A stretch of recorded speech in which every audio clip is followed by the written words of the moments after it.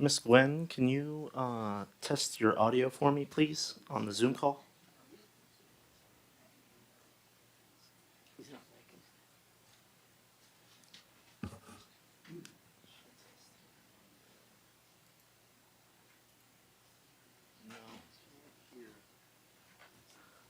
I can't hear you. Let me get Mike and see if he can help.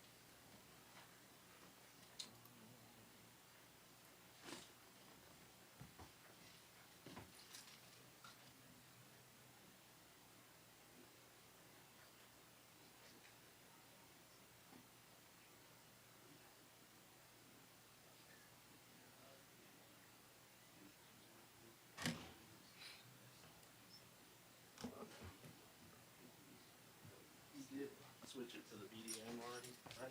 Or did you? He applied for me to do this in front of me. Maybe I didn't. Yeah, it's on BDM.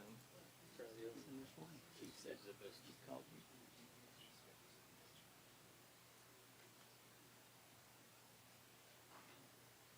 I'm gonna check with Stephanie to make sure what we're supposed to, what her advice is. Stephanie? Could you?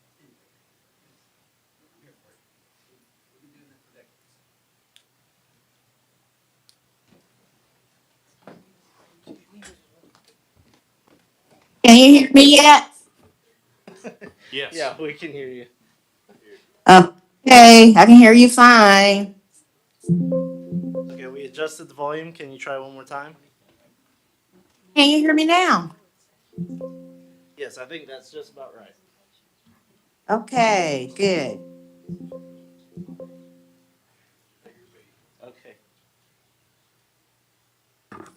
As everybody can see, we don't have a quorum. Our intent is a couple people have said that they were on their way.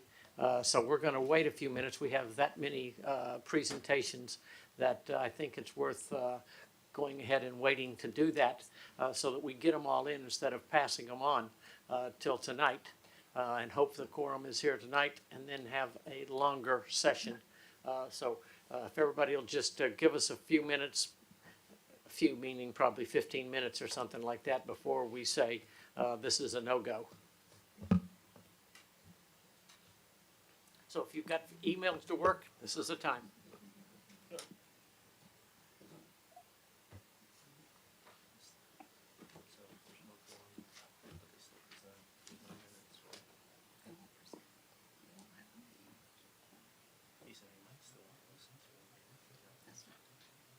I can't hear you guys.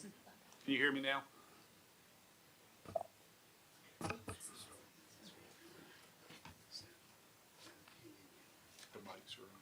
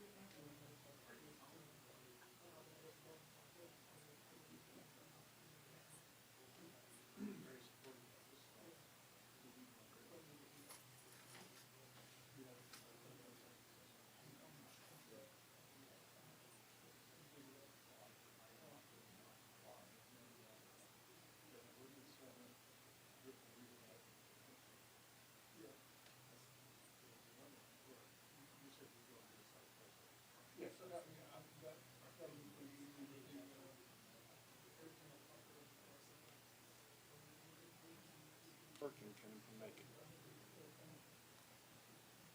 Yeah, I'm gonna push it, I'll be there in about 15 minutes. No, this is ready.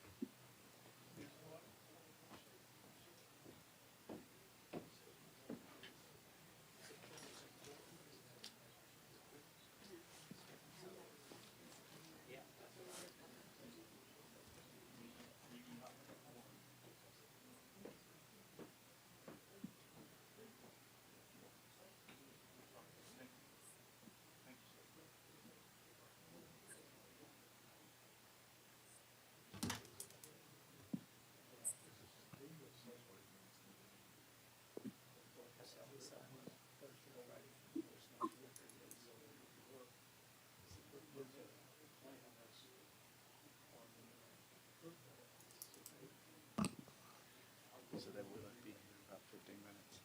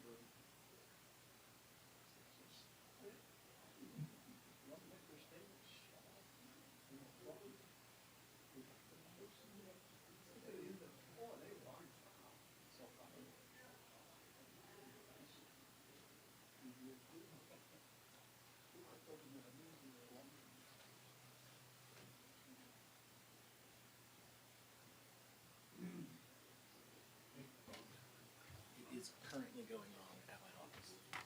Phones aren't working, computer's not working, internet's not up.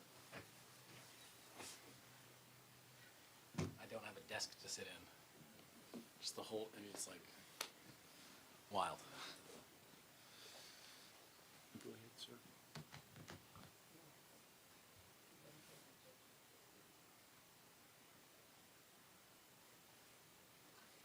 Thank you.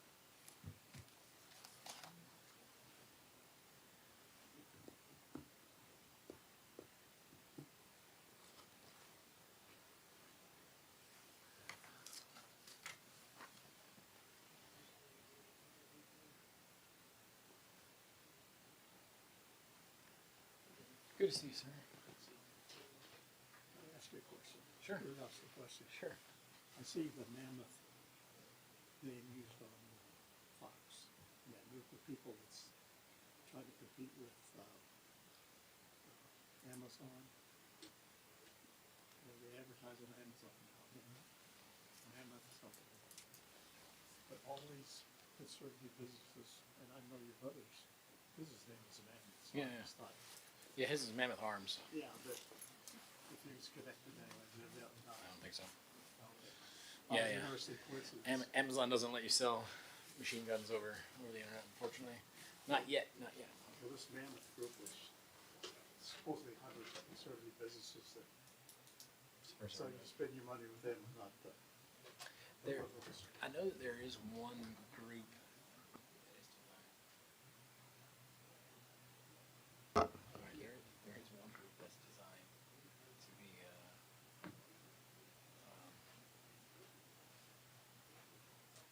listing for conservative. I think they're out of Utah. It's like, yeah, come spend your money with, I think that's the, conservatives. Yeah. just recently it popped up on Fox advertising. Purely coincidence. Yeah, yeah.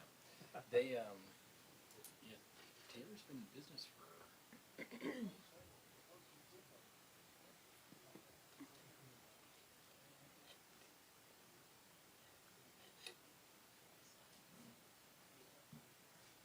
moved all of his signs request and then realized that he's like, I'm over it. And they were like, well, you can't have those signs. You're like, you approve my signs before you do. Yes. Good to see you. You see,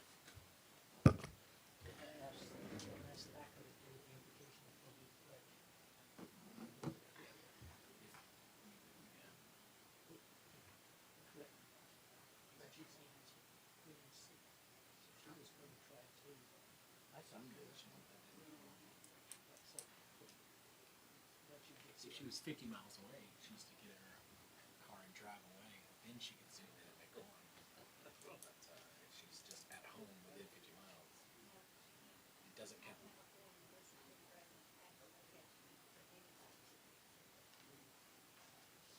First rule. So,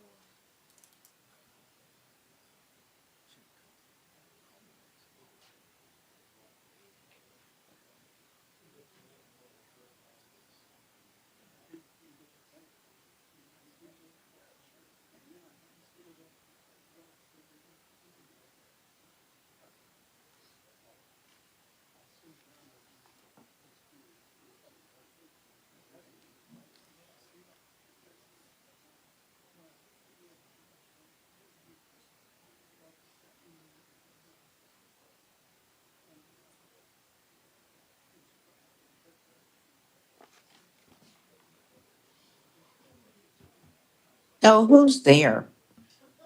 Yes, ma'am, we're still here. We have So who's there? Clay and Ryan? Clay and James, and Commissioner Watts is on his way, should be here in just a few minutes.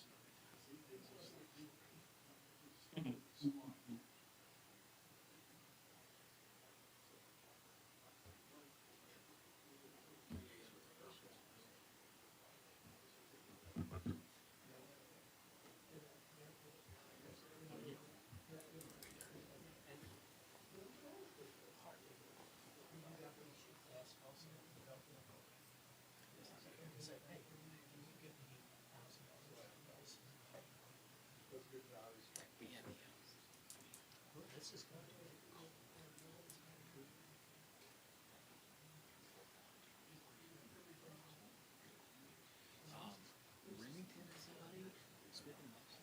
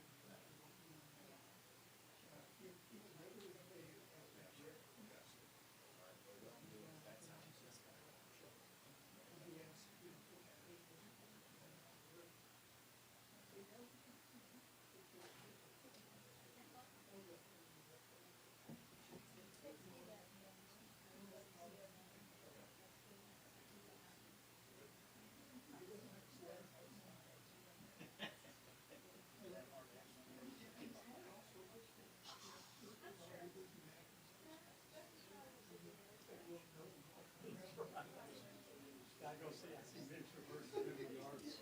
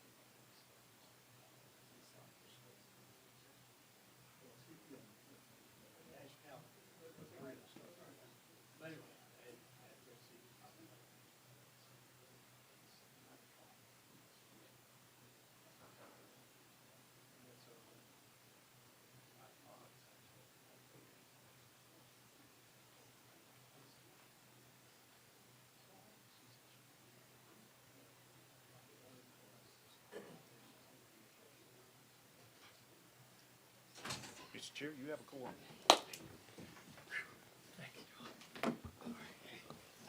Okay, here we go.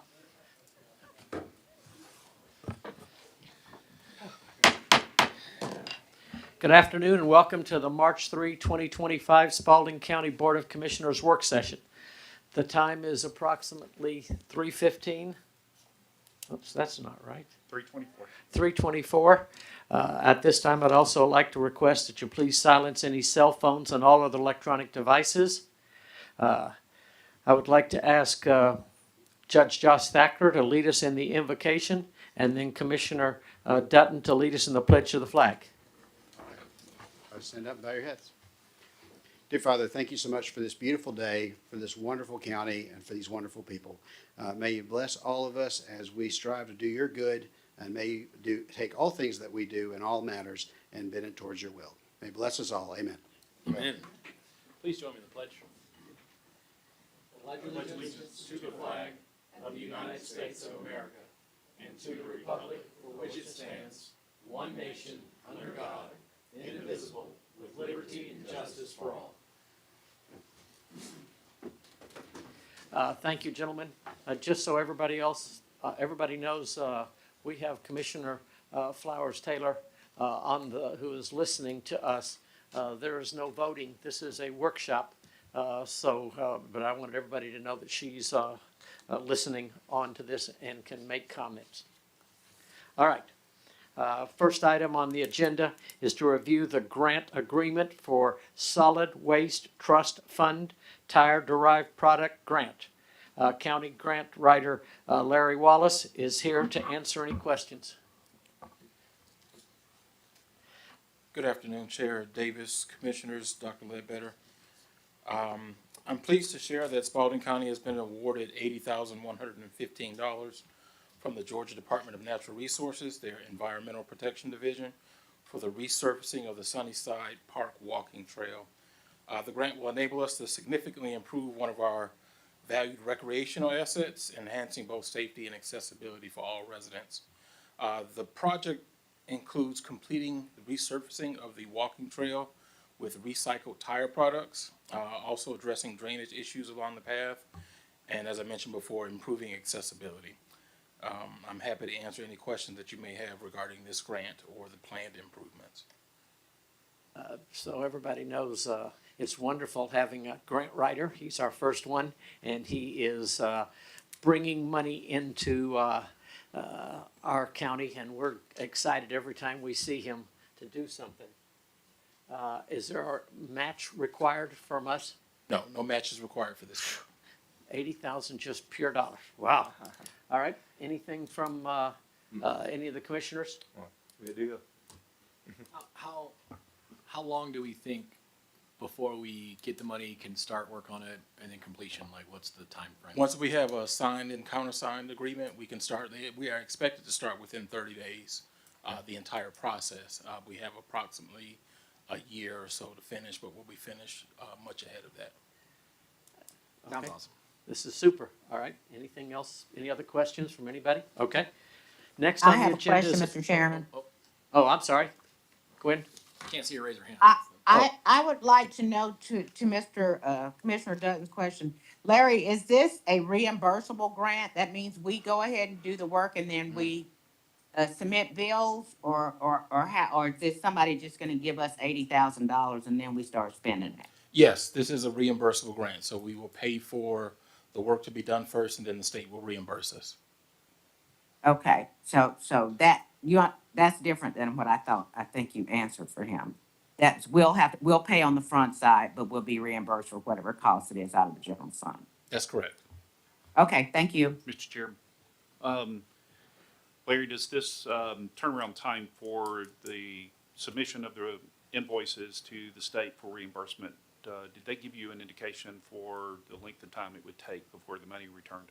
They did not. Generally, they are usually within 30 days, but they did not give a timeline on how quick the reimbursements will be done. Okay, thank you. All right. Anything else? Ms. Gwen, I can't see your hand go up, so I can't see you, so you'll have to speak up when it's time to do it. Thank you. Next on the agenda is a discussion of the Spalding County procurement policy. Once again, the county writer, Larry Wallace, will provide a brief presentation.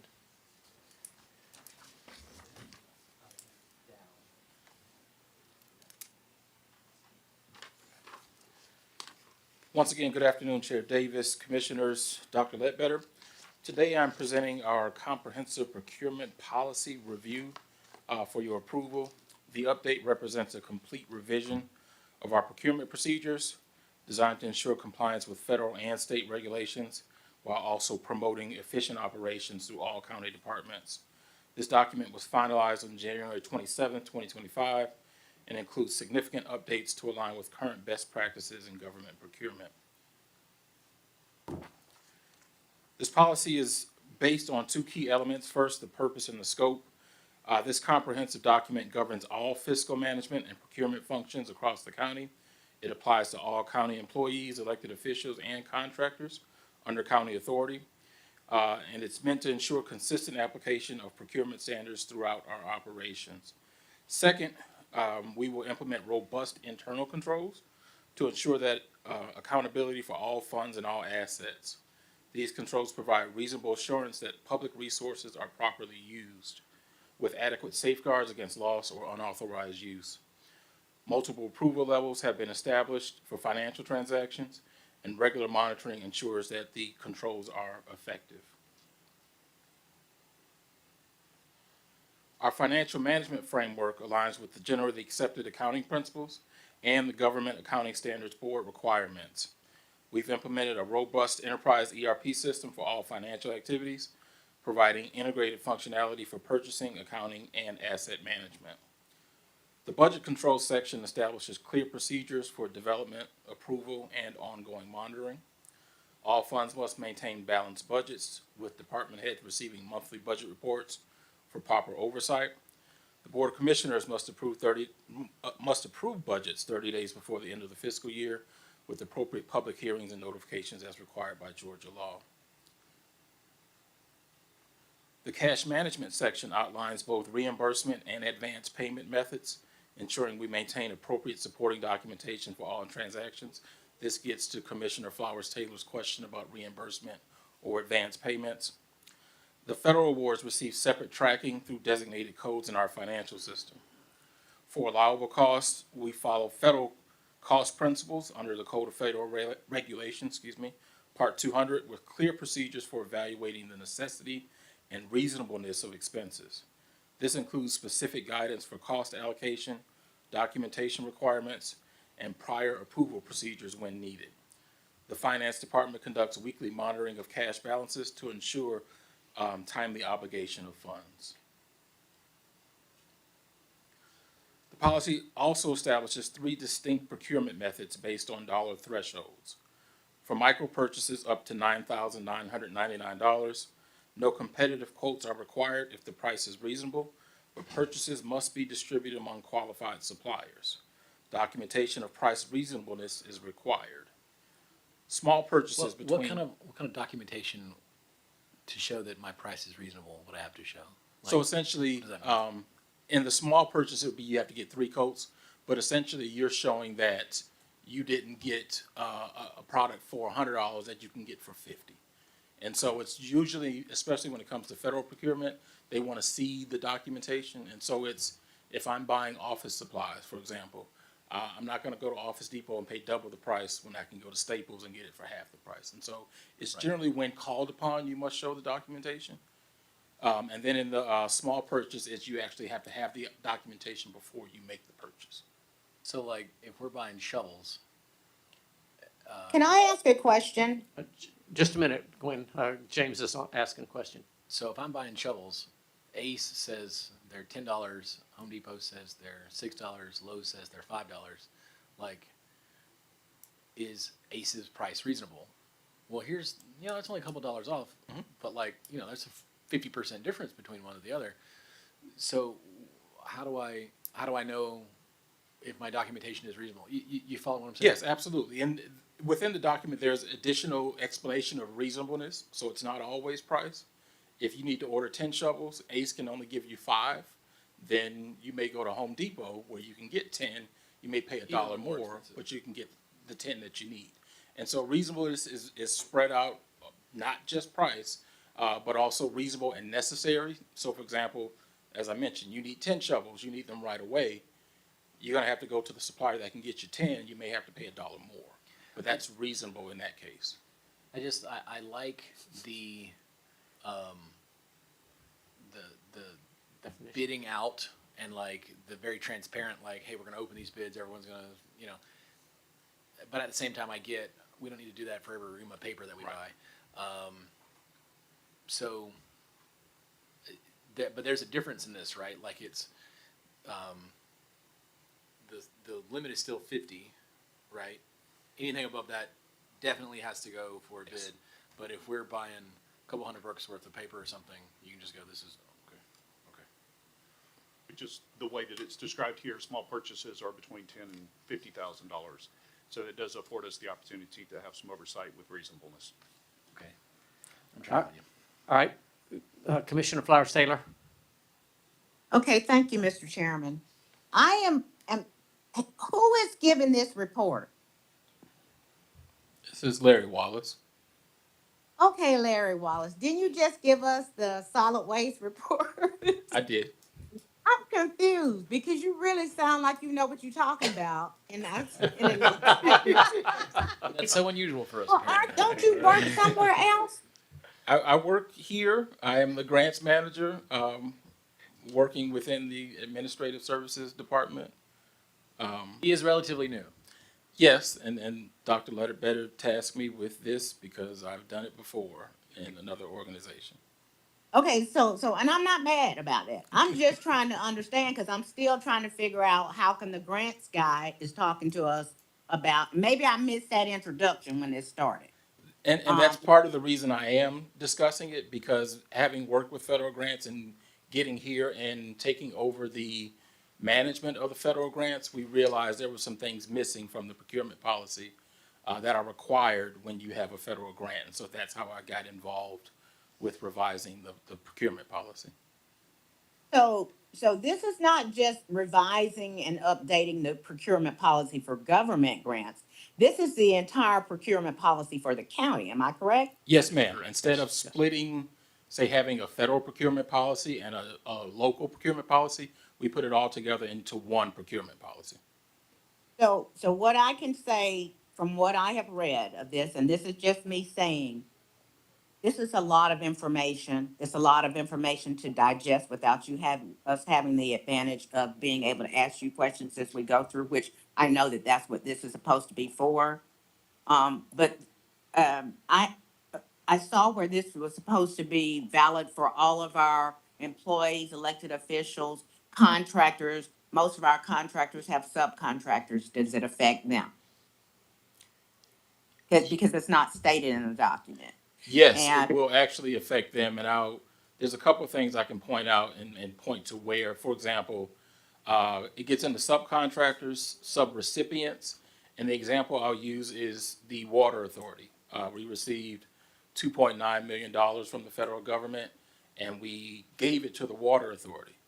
But the Water Authority in that case is considered a subrecipient, and we didn't have written documentation to show how we monitor subrecipients. We now have that documentation in this procurement policy that says we give it to a subrecipient, this is what we're gonna do to monitor their spending of the funds. So similar to that, we monitor the contractor, but we have conditions within the contract that says they are then responsible to maintain our written policies and procedures with anybody they subcontract with. Okay, I was very concerned about that because we've had situations where we've contracted with someone else and because they can't do the work themselves, it's automatically contracted to someone else, and I just want to make sure that wherever that money's being spent, that the same rules apply. The other thing that I wanted and to know is that how is this different from the procurement policy that we had? Is it completely brand new? And how do we get, me having not read it since the policy was done ever before, I would like to be able to see what's different. Absolutely. And part of what I'm walking through now are the differences. So essentially everything that I have in the presentation is an amendment to the previous policy or the current policy. It's expanded in scope. The previous policy, I believe, was 8 or 9 pages, and didn't include a lot of these things, so most of the stuff in here is new.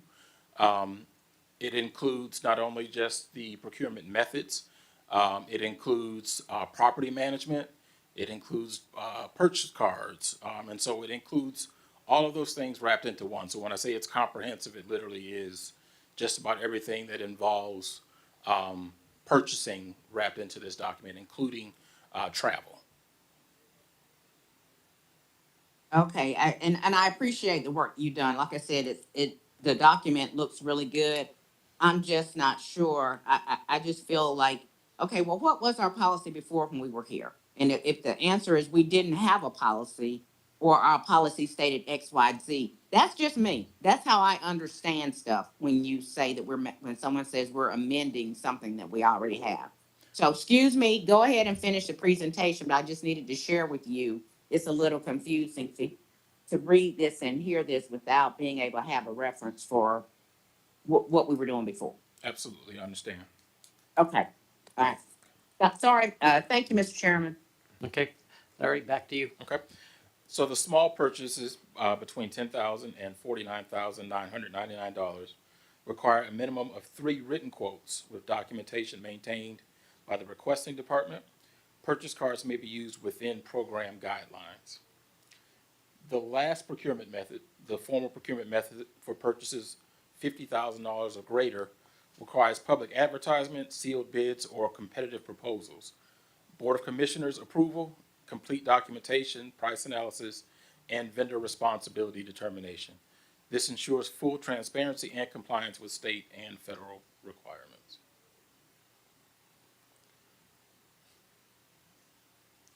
Our P-card program sets clear transaction limits of $3,000 per transaction and $5,000 monthly. We've implemented comprehensive controls, including a detailed application process with mandatory cardholder training, clear separation of duties, monthly reconciliation, specific prohibited purchase categories, regular audit procedures, and emergency provisions. This program allows for efficient small purchases while maintaining strong fiscal controls and accountability. Larry, I have another question. Yes, ma'am. Okay, so we have a standing policy that Steve has the ability to purchase items up to $50,000 or no more than $50,000. And I can't remember, tell me somebody, it's not just in an emergency, it's in case of, what's the wording that we have? And if that is the case, how I does think it's his this, discretion. this affect in the procurement policy, the fact that we already have up to $50,000 established for him as being a purchase? And I think we even increased some purchases for public works, from whatever their low was, it's higher than this.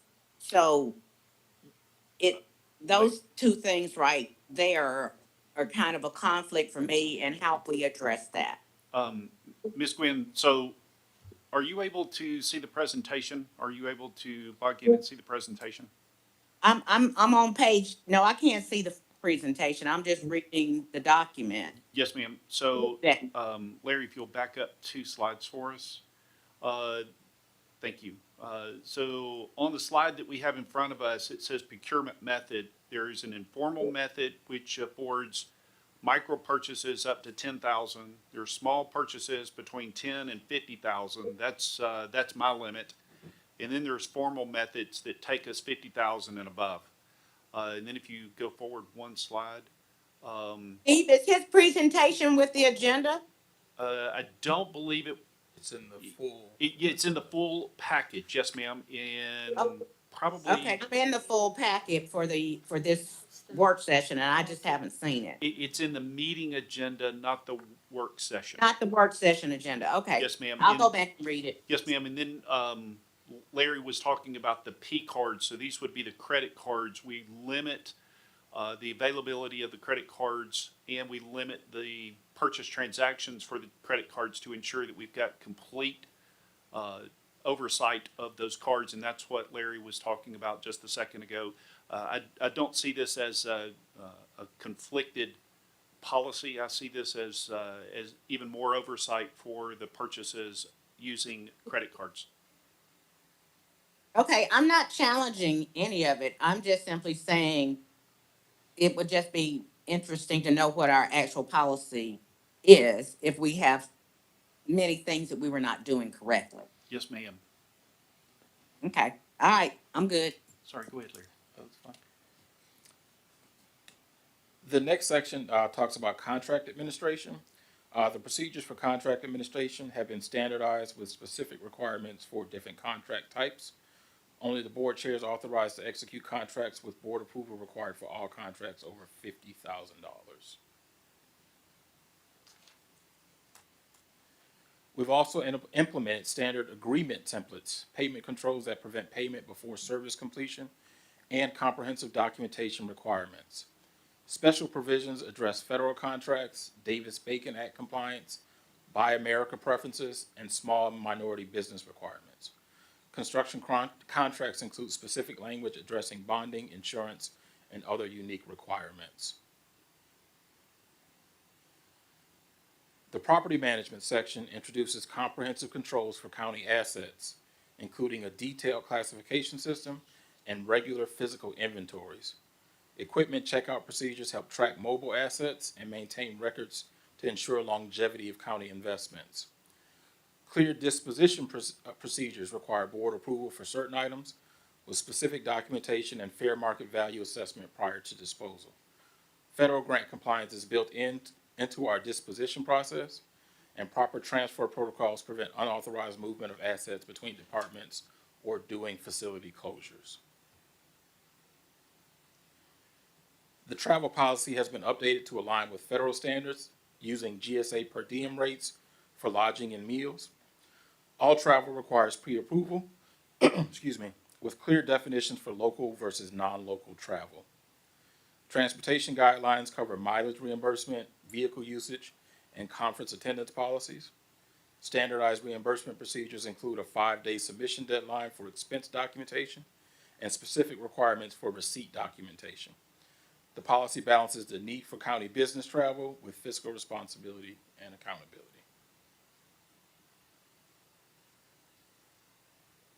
We recommend approval of the procurement policy to ensure full compliance with federal and state regulations, implement stronger internal controls across all departments, to standardize procedures for greater efficiency, enhance accountability for public resources, improve transparency in county operations, and also to provide clear guidance for all personnel. I'm happy to answer any questions you may have about any specific aspects of the policy. Mr. Chairman, I had one question in reviewing it. It refers to the deputy county administrator throughout.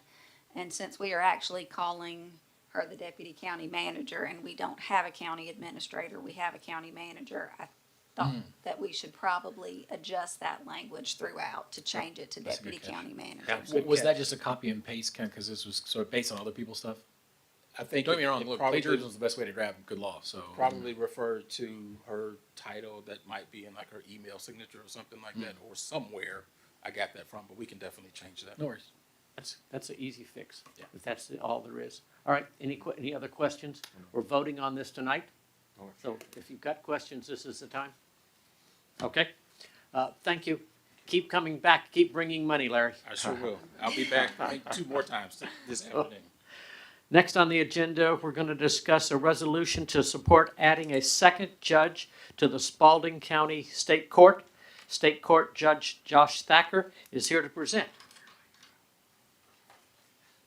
I just Welcome have to back. say, the fact that he can do that is just awe-inspiring to me. I just want to say that out loud, that I was super impressed. So, well, thank you all for letting me come back to this work session, and I'll see you all tonight for this item. My second item is not on the agenda for tonight. That's just a presentation. So this is, if this is a surprise to you all, then I've not done my job right. I've been talking to you all for many, many years about the need for a second state court judge and the team there. When I first took this job, we're graded each year with a very complicated equation of like, how many judges should it take to run the court? And that's where it all comes down to, is we take our cases, we plug them into this equation, and then it tells us you need 1.0 judges. And the measurement is once it gets to 1.2, that's a second judge because it's never going to go down. It's always going to go up. That's just the way it is. It's like, inflation. So where we're at is we have been tracking our case count, our judge weight, I guess would be the word, for as we go.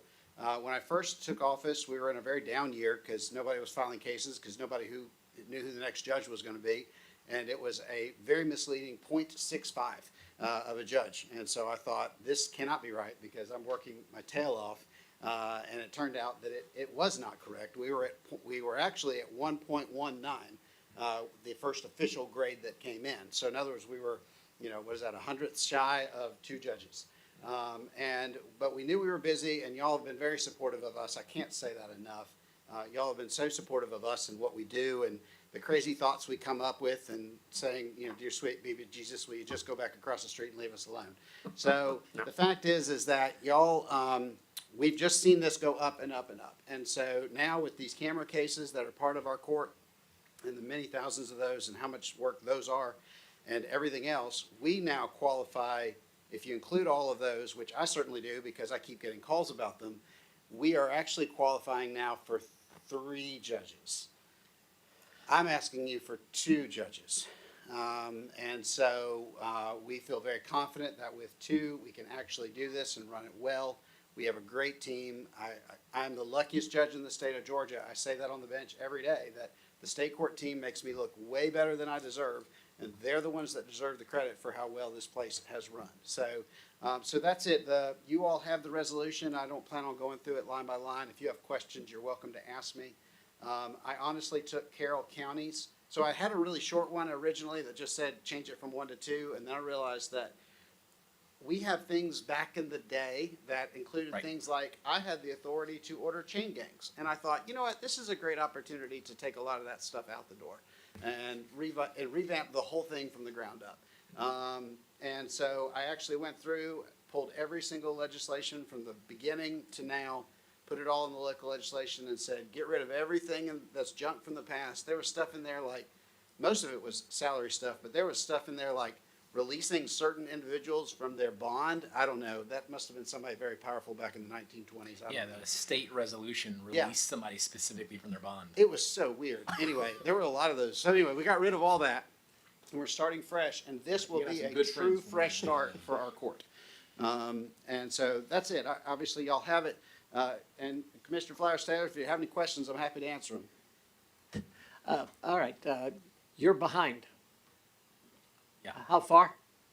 We have we just got the report. I think our current case, and we've been killing ourselves, but we got it down by 500. We're now down to 5,500 cases in our backlog. We cut it down from 6,000. So I have a case in that court that has waited 13 months and just got calendared. And it's not their fault. It's just the backlog. All right, It's a misdemeanor. all right. hey, It's not your fault. Oh, It's, I heard a bunch of 2023 cases this morning. I mean, it's the best we can do. But anyway, very short to answer that, how it works. Each judge, so our civil cases are caught up, our ticket cases are caught up. It's our bonded cases that are so difficult to move. And each judge can generally move about 150 a month, working at full speed and full capacity. I need to move 250 a month. So every month, we add 100 cases to backlog. But if we got 2 judges, each doing 150, now we're at 300. I'm doing that math in my head really fast. I trust someone will correct me if I'm They wrong. keep moving forward. We can actually get caught up. Yeah. So that's where we're at. It's not going to get caught up tomorrow. It wouldn't get caught up if we did it. It's still going to be a few years, but we are very much looking forward to trying cases that are in our calendar year. Okay, Stephanie? any Mr. comment? Chairman, Just a second, Gwen. Stephanie, any issues with the resolution itself? No, sir. Leave. I have reviewed this resolution with Judge Thacker on multiple occasions, so I think we're in good shape. Okay, And it's already been reviewed by legislative council, and all they changed was some formatting, no language in the resolution itself. We just got that email right before the meeting. okay. Ms. Quinn? so on the agenda, the ask is to add a second judge. On the- Judge on the Thacker is saying, agenda- the ag- asking I'm two so sorry, judges. I'm cutting you off. Virtual court, it's the same everywhere. Commissioner Flowers Taylor, the answer to the question is, what's on the agenda this evening is the resolution, and the general thrust of it is to add the second judge. But I've taken this opportunity to rebuild the court by removing some of the old things that control us that I thought were no longer appropriate in this day and age. Okay, but still, I'm just trying to figure out what the ask is. The The ask agenda is, says a second judge, and you say a third judge. that's correct. We qualify for two. We qualify for three. I'm asking for two. Child. Okay, thank you. Okay, now, You're this my hero. is, Judge, this is an issue for me of timing.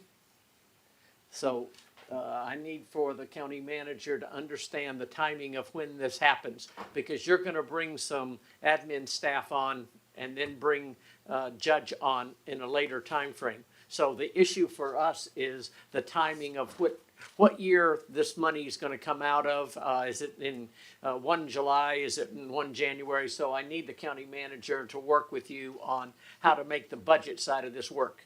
And we're going to be very careful to only add the minimum amount of staff needed as we add it. So the order of events is facilities first, and then we're adding the staff, and then we're adding the judge. Judge Essery has agreed to stand in that position to help us build it around so that when the new judge arrives, we're at full speed.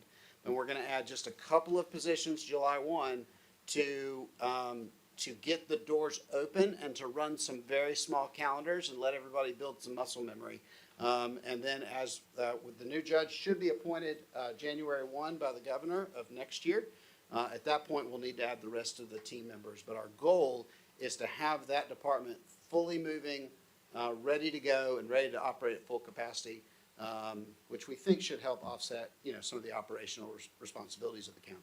Okay, this is just a money issue to me. You Yeah. gotta just work the budget to be able to make this work with us. Secondly, please pass on our thanks to Judge Essery. He keeps jumping into the lurch every time we turn around. He's got one retired, then he took on one court, now he's coming back to do another court. So we truly appreciate all he's done. His retirement life is looking kind of like my retirement life, so I understand. Well, I would be lost without him.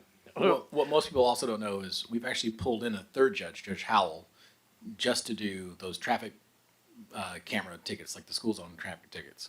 So, I mean, there are 3 state court judges currently working in Spalding County because we have to, because he's got such a giant caseload that in order to get these things done at all, we're literally hiring. And then, of course, those courtrooms have to contract with a public defender and have to contract with a prosecutor and have to contract with so pulling them in-house, I think, is actually going to save us money. So. Okay, all right, and we're voting on that tonight. If there's any questions, this is the time. All right, thank you. Next on the agenda is, I did say I had a question. oh, I'm sorry. Excuse me, Ms. Quinn. Okay, so this is my question about the comment that was just made about the ticket, a judge to handle the tickets. If there is a cost associated with writing these tickets,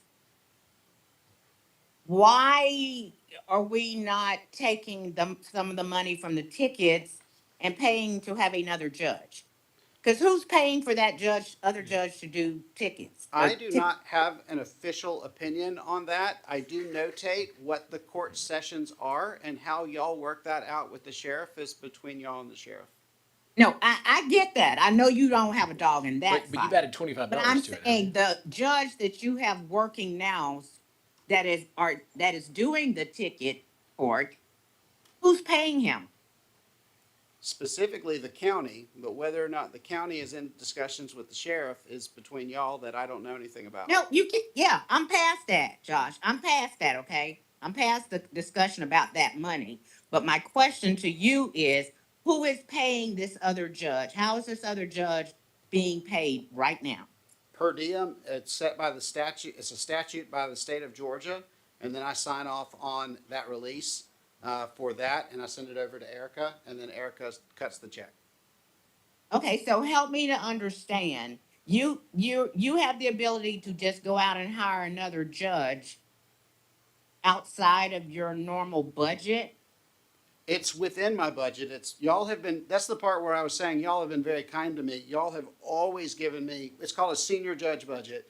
Y'all have always given me a very generous senior judge budget for me to be able, I don't even know where to look. I'm looking at the ceiling like you're up there. But yes, y'all have always given me a very generous senior judge budget for me to be able to do the things that I do, which is both run the court and try every now and then to sit at my desk and be an administrator. And so that's part of the budget y'all give me every year that I have used. And a lot of that was also reimbursed. I know I got about 200,000 in reimbursement from ARPA last year to offset those funds as well. So now I know ARPA's going away, but I just want to point out that I did get 200,000 back on that. You're welcome. I just want to point out that y'all got us to do a grant for $250,000 and nobody ever paid. That was not mine. Yeah, was the I'm Superior just Court. That was saying, Superior since you calling Court. numbers out, since you calling numbers out, I'm just helping you along.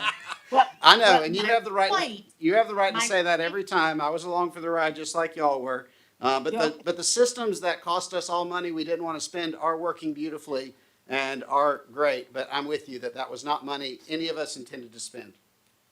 So Steve, what is the generous supplement that we're providing that's not his salary? Because I'm just very interested in this. I know that it takes a lot for him to do whatever, Senior. but, we start talking about hiring judges. This is, whatever the per diem is, if that's a requirement, fine, but what's the procedure? You can just go out and pick whoever you want to be the judge? No, whoever sits for the judge must be a judge. They must have the qualifications of a judge.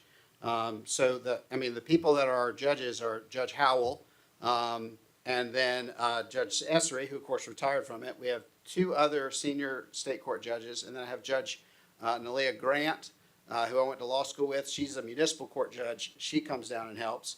And I had Stephen Knights, but I lost him because he went and became the state court judge over in Henry County. And I haven't forgiven him yet for that. But that's the answer to the question, is that it's people who are already otherwise qualified to be a judge. Right. Now, is Judge Howell a county judge or just a judge that, what kind of judge was he? He is officially the city of Griffin chief municipal court judge for the city of Griffin. And he does that on Tuesdays and Thursdays. And then he goes out to the jail for us on Wednesdays and handles all of our jail pleas while I have meetings. And then one Wednesday a month, he does the camera cases for me for the bus cameras and the ticket cameras, or the speed zone cameras. So Judge Trey Howell was appointed as the judge to the city of Griffin. Yes, That's what you're saying. So that qualifies him to be a judge in your court. yes. Okay. I just wanted to understand that. No, these are great Okay. questions. All right. Thank you. Okay. All right. Next item is still with Judge Thacker. Will present a resolution concerning action on judicial and elected officials' compensation. Now, this is not on the agenda tonight. No. That's correct. This is just our first shot at this publicly being able to understand what's going on. All right, Judge Thacker, thank you. That's exactly what this is. So just a little bit of context on why I'm standing here being the one doing this.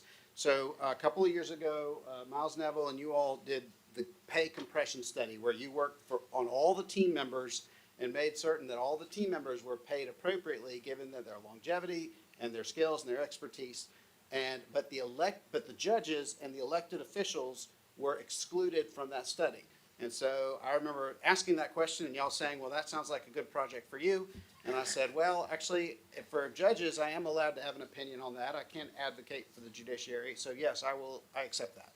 And so I've spent the last couple of years talking to the judges, frankly, to every elected official in Spalding County, and then several of the judges as well.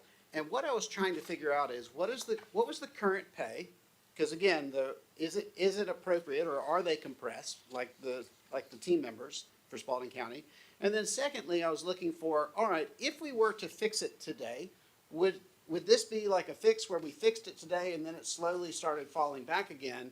Or was there a way to do it where it could stay current and we could frankly let the elected officials and the judges focus on doing their jobs? And so that was the philosophy I came to about it.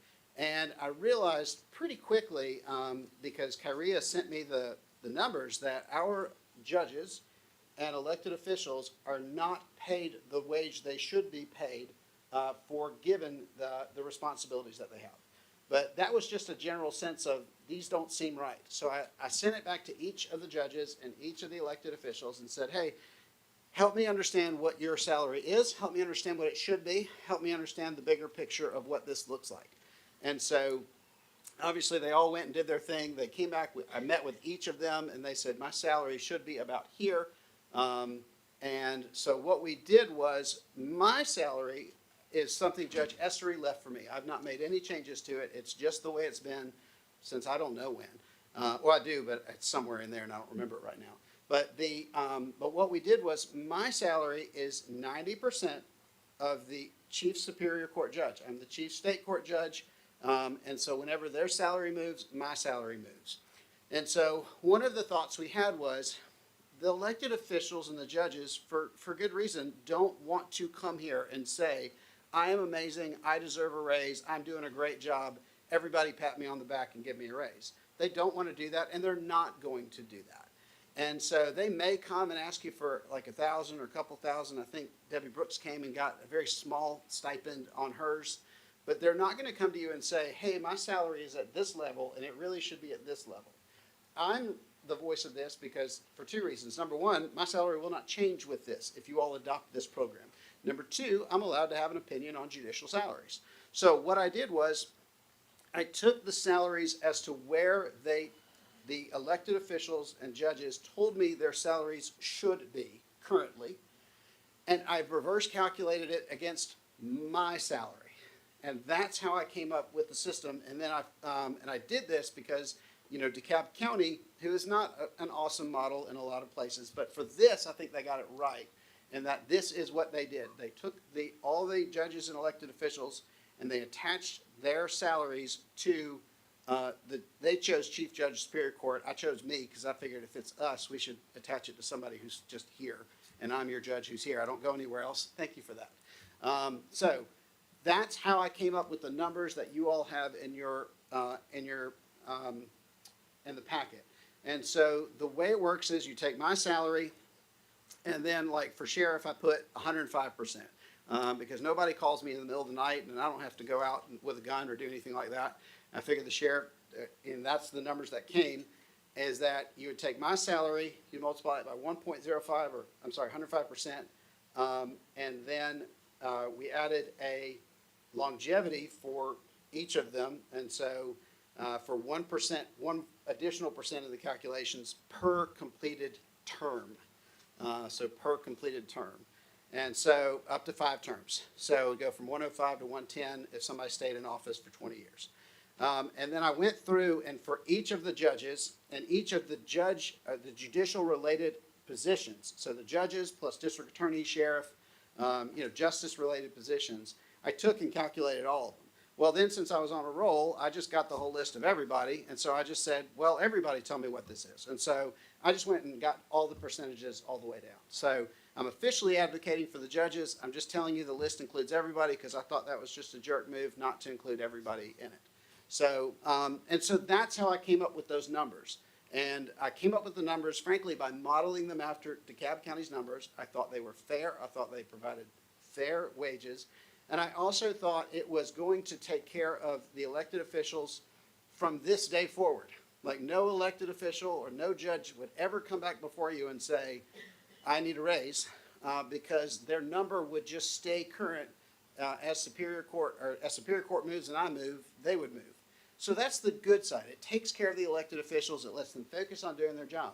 But I'm going to go ahead and acknowledge there are negatives to this program that I'm saying, which is that it obviously is a calculation, which means that if something moves and y'all don't have that in the next year's budget, then, or in this year's budget, if it moves on January 1 and you weren't prepared for it, you now need to figure that out. So I'm just acknowledge that there's no unicorn here. I don't have a magic wand that's going to fix every aspect of it.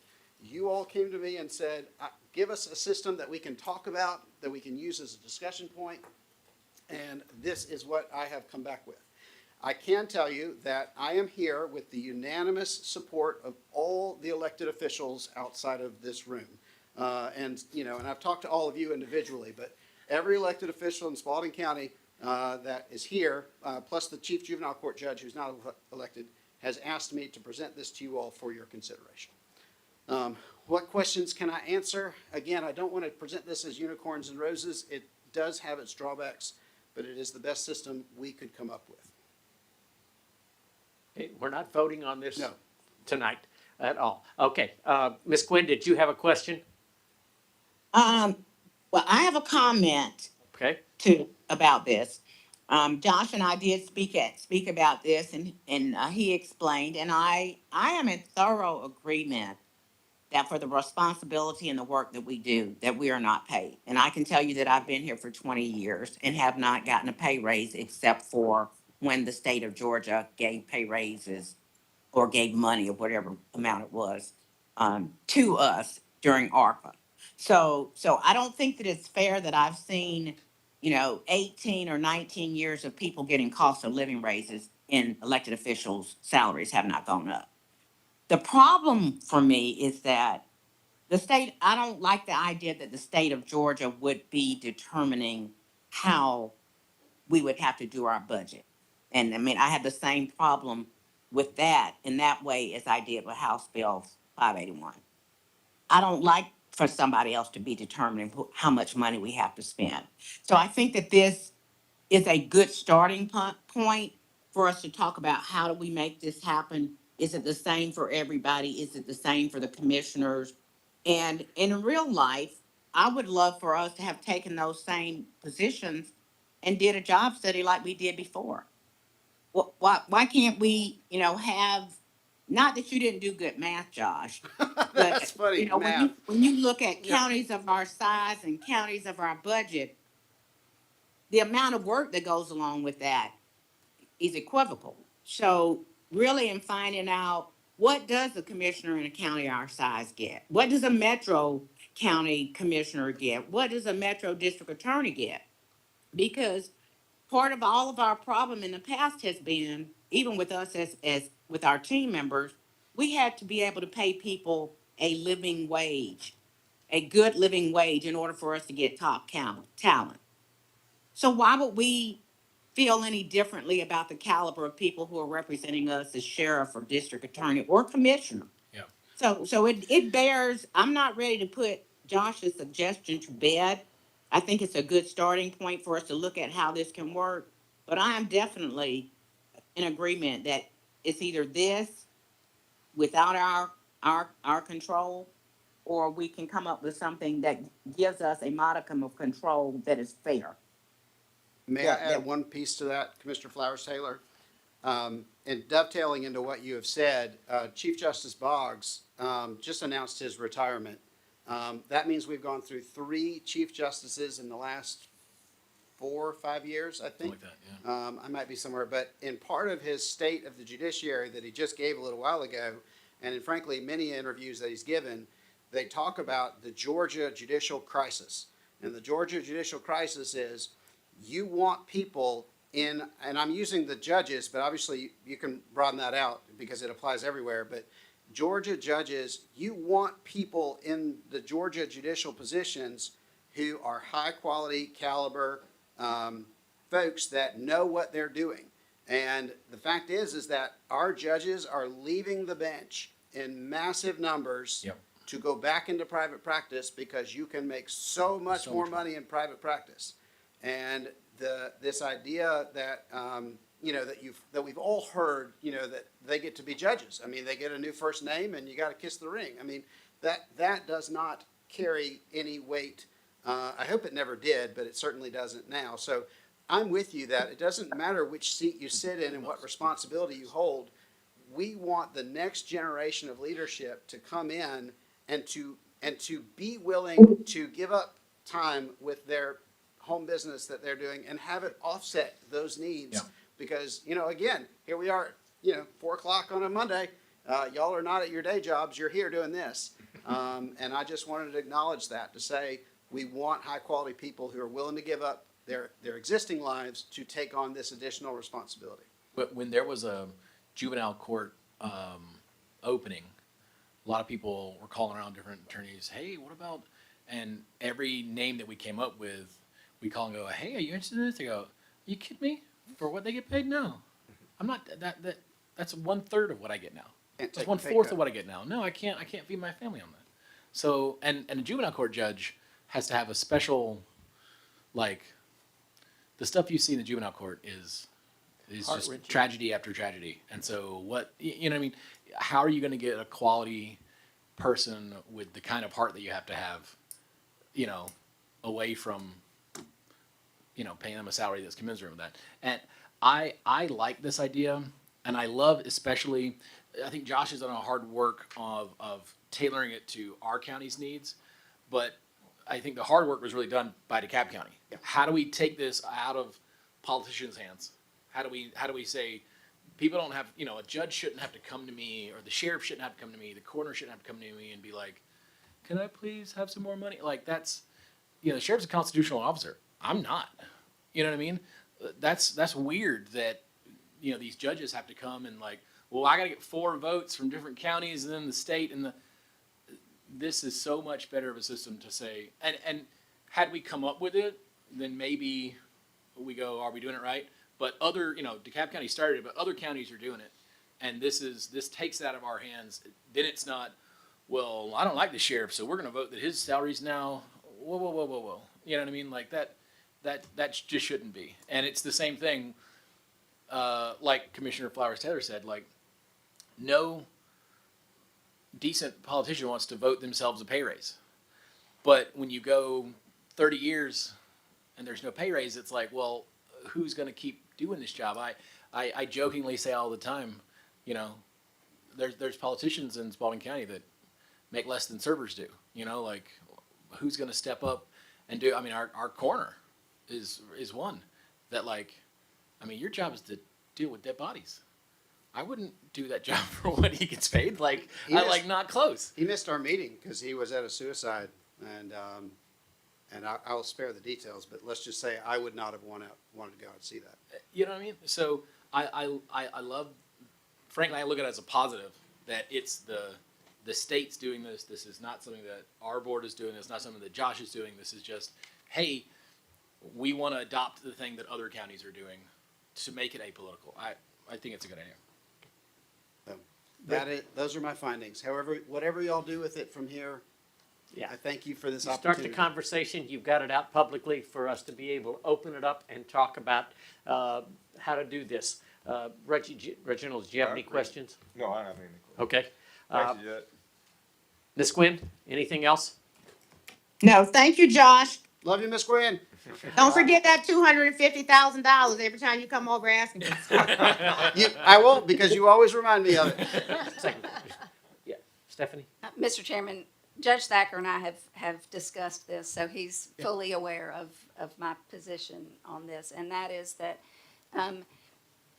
while it might not have been a bad idea before House Bill 85, it is now a bad idea. House Bill 85 is the Superior Court judicial compensation reform. It is 99% likely to pass, and that will take any local control away for the setting of the Superior Court judges' salaries. As such, it will serve to erode local control and has the potential to be a budget buster for any county with multiple offices and or employee salaries that are tied to that of Superior Court judge compensation. And we've actually discussed this with ACCG, and the House Bill 85 has what they call a suspension provision. That suspension provision is to allow all of these counties that do have this type of local legislation that ties other positions to Superior Court judges to give them the opportunity to undo that, because this will, it doesn't work that way with local legislation that is tied to the Superior Court judges. It will not be good for counties in that regard. And as such, in light of House Bill 85, I would not be in a position to give you the legal advice that going the local legislative route would be a good thing, because it would not be. And the other position that's presented by Judge Thacker is a resolution which basically does the same thing, because it is still tying those positions to his salary, which is tied inextricably to the salary of the Superior Court judges. I am not saying that in concept this is a bad idea, because in concept it is a fabulous idea. And every single one of these positions deserve raises, and they should have been included in some sort of salary study. And I know it's difficult to come and ask you for a raise, and it is certainly difficult for you to give yourselves raises, no matter how deserved they are. But our existing ordinances provide for supplementals for every one of these positions, and I believe that those need to be revisited, and revisited on a schedule such that you aren't talking about them 20 years after you should have been. I think that's pretty key. I think the idea is a good idea. We've got to figure out how to do it. That's what really and truly politicians try to do, is find the solution. We start off here. That's not quite right. Okay, let's change the parts that aren't quite right till we find a way to be able to do it. And it is pretty humiliating to have to stand up there and say, I need a raise. You know, that's not what we're interested in trying to do to people who are trying to do the right kinds of things. And the issue that Stephanie brings up about taking it out of our control, that's pretty heavy on my mind. I don't want anybody else, i.e. just be the governor, to say to the judge, I'm upping your pay 10%, and then everybody's waterfall pay goes down. Josh's goes down, constitutional officers all go up, and then we turn around to Steve and say, where does this money come from? And the only answer is raise the taxes. So we've got to figure out a way to do that without having to do it the other side. I think the idea is right. James is exactly right. We got to figure out how to do this. So that's what we're hoping the conversation people will come and say, here's an idea that I saw done. Maybe it's from Oklahoma. Maybe it's from another county inside of the state. Let's talk about that way so that we can find out how the rough pieces fit together. So thank you for taking the time and effort to do that, Josh. We really appreciate it. You're very welcome. I'm closing this project in my list. I've done my Yep, presentation. you've done it. Thank you. Thank you, Another one close to your list. Next on the agenda is a discussion by Parks and Leisure Services for FY 2026 fee schedule. County Parks and Leisure Services Director Kelly Carmichael is here to speak on this item. Welcome back, Kelly. Thank you so much. Thank you for the opportunity to go through this in a most efficient way with you in this format. Thank you. So a lot of work has gone into preparing this for you. There are 10 pages of fees here. We operate under a lot of fees, as you would know. To make this an easy process, what we have done is highlighted, if you just flip through, anything in red is a proposed change. But I'll guide you through that very, very carefully and efficiently. The Parks and Leisure Advisory Commission selected a work group out of the commission members. They worked on this on more than one occasion, went through each item, and made a recommendation from that committee back to the advisory commission, and this is their recommendation to you. And the pages are numbered and everything. So if you see no red on your sheets, Want me to try to pull it up? Yes, please. Public needs to see this, yes. if there's no red, there's no recommended change. So I don't know Give us what. a second while technology catches up with Kelly. Sure.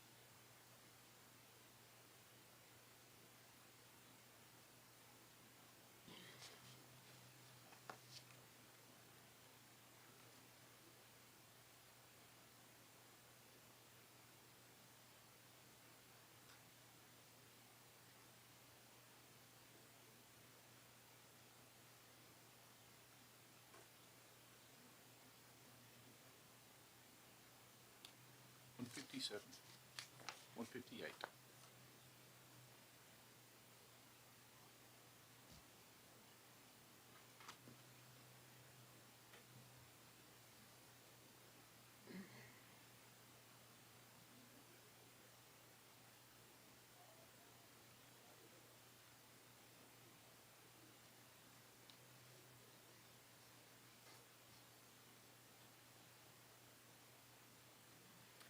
Okay. Yes, please. So this is page one. There are no recommended changes regarding these pavilion rentals to county residents. No changes on page two. County resident fees for pavilion pricing. Page three, you'll begin to see recommended changes, and you'll see this as out-of-county residents. Proposed new rate, the advisory commission is proposing a 25% increase in rentals from out-of-county residents. This was highlighted also from not only local residents, but through our comprehensive master plan. As they were looking through our fee schedule, they asked why we didn't charge additional fees for non-residents. So after deep review, this is the proposal from our advisory commission to increase all rental fees 25% up for non-residents.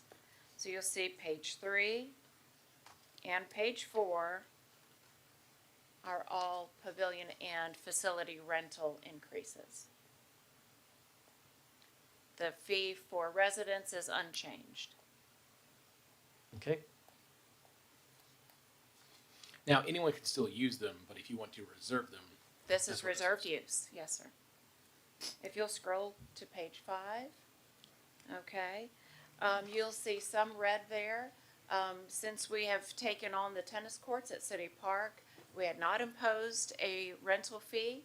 So, because of the desire for reserved use of the courts, the advisory commission is recommending $4 per hour per court for private schools, out-of-county schools, and homeschool groups, and then $5 per hour per court for everyone else. okay. Okay? Scrolling on to page six, no change there.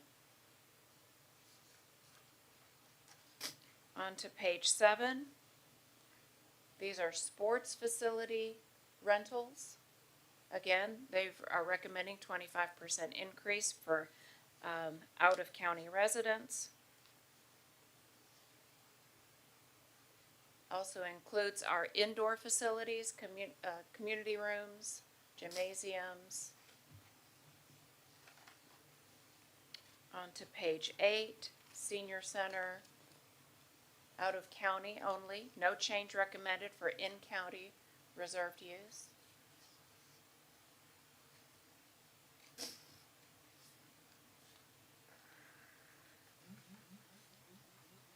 On to page nine, if there are no questions there. Aquatic Center, wanted to highlight that the introductory rate of no cost for school-age Spalding County residents expires June 30th of '25. This end of this fiscal year. By the end of this fiscal year. The proposed new rate, I'm sorry, is not in red, but that is where we left off in our last discussion with you regarding aquatic facility daily admission.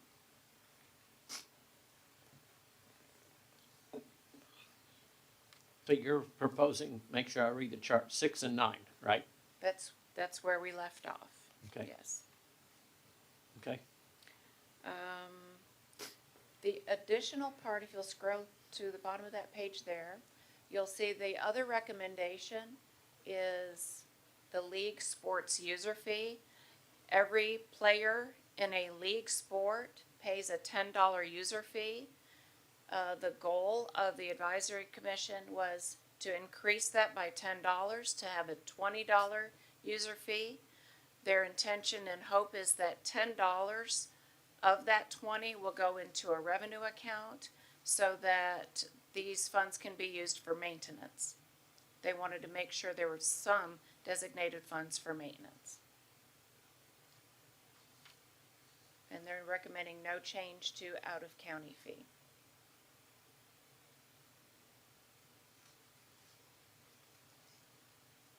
If you'll scroll to page 10. These programs are operated by cost. We operate them at cost. So if we host the program, we charge the appropriate fee for them. So it's based on what it costs to operate it to play. So, So the new costs are just They're- reflective of the increased cost to Yes. run them. zero Increased sum, costs in officials, uniforms, etc. zero sum to us, to you all. That's correct. Okay, Except staff time, our regular staff time. okay. You'll see a new program in red, cheerleading. Our goal is to offer cheerleading. It has not been a strong program through volunteer-led program. We have some talented staff, and we would like to host that along with football this year. Yeah, good. And that concludes the proposals. All right, we're voting on this tonight. Sir. Any comments? Chairman, I got some comments. Yes, thank you. I I'm okay with the youth and adult sport user fees being increased. And I think it's really important because while I didn't realize that the baseball complex at Wyoming Yatias Park was as old as it was. But we have like torn fences there. Sod needs to be replaced.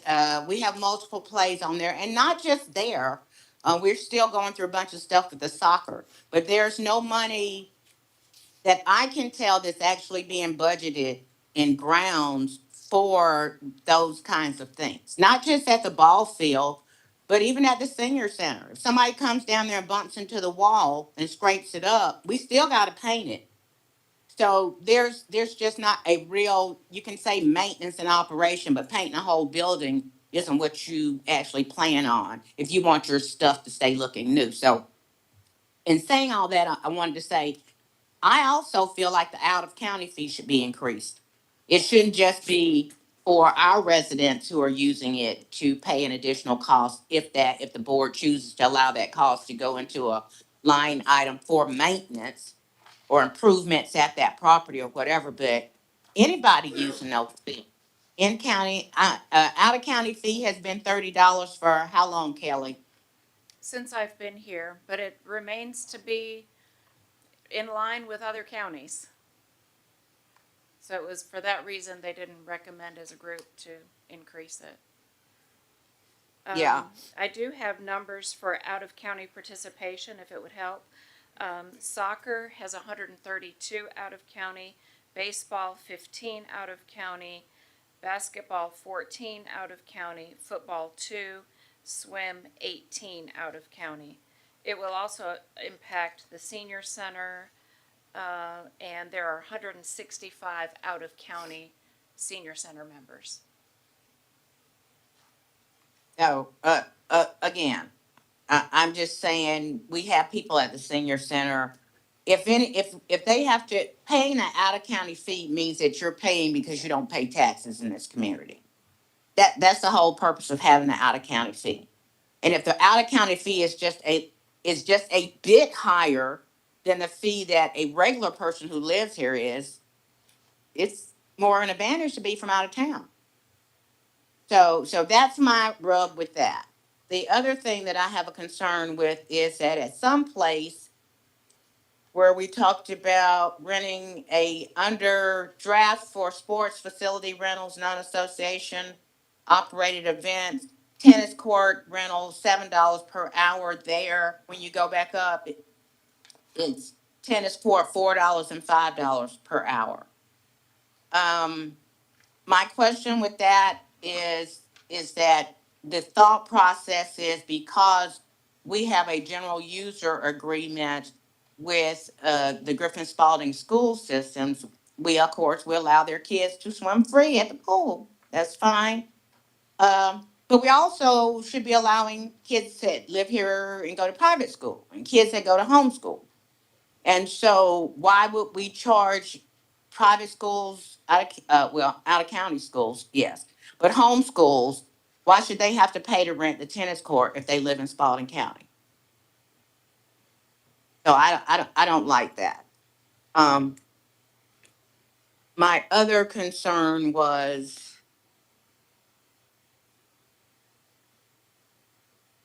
I think I was good with most of the fees because they were kind of an across the board. But we had a lot of conversation about the whole tennis situation, trying to figure out about allowing private people to be able to rent the tennis courts. So is it 4, is it 5, or is it 7? And before you answer that, where, how do we, when someone comes in and rents the gym, we basically, they rent the gym space, not the whole gym building. So are we doing that by square footage like we would if somebody else rented something else? I just don't think that for what it is that we're doing that, I think the $4 is, it's not anything. I just do. Okay. Uh, Kelly, any comments first before? Okay. Ms. Quinn, look, you're the person we have on, representing us on the PLAC. If you've got heartburn with this, we need to make sure that you're expressing that. And if we need to table that tonight because you're not satisfied, I think that that's a strong plea. So please think about that ahead of time or we decide what to do.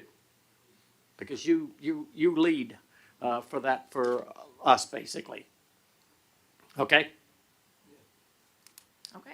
Thank you Being very fair to all of the kids, if we're gonna give the school system a break, that's kind of how we ended up with the situation that we have about the aquatic center.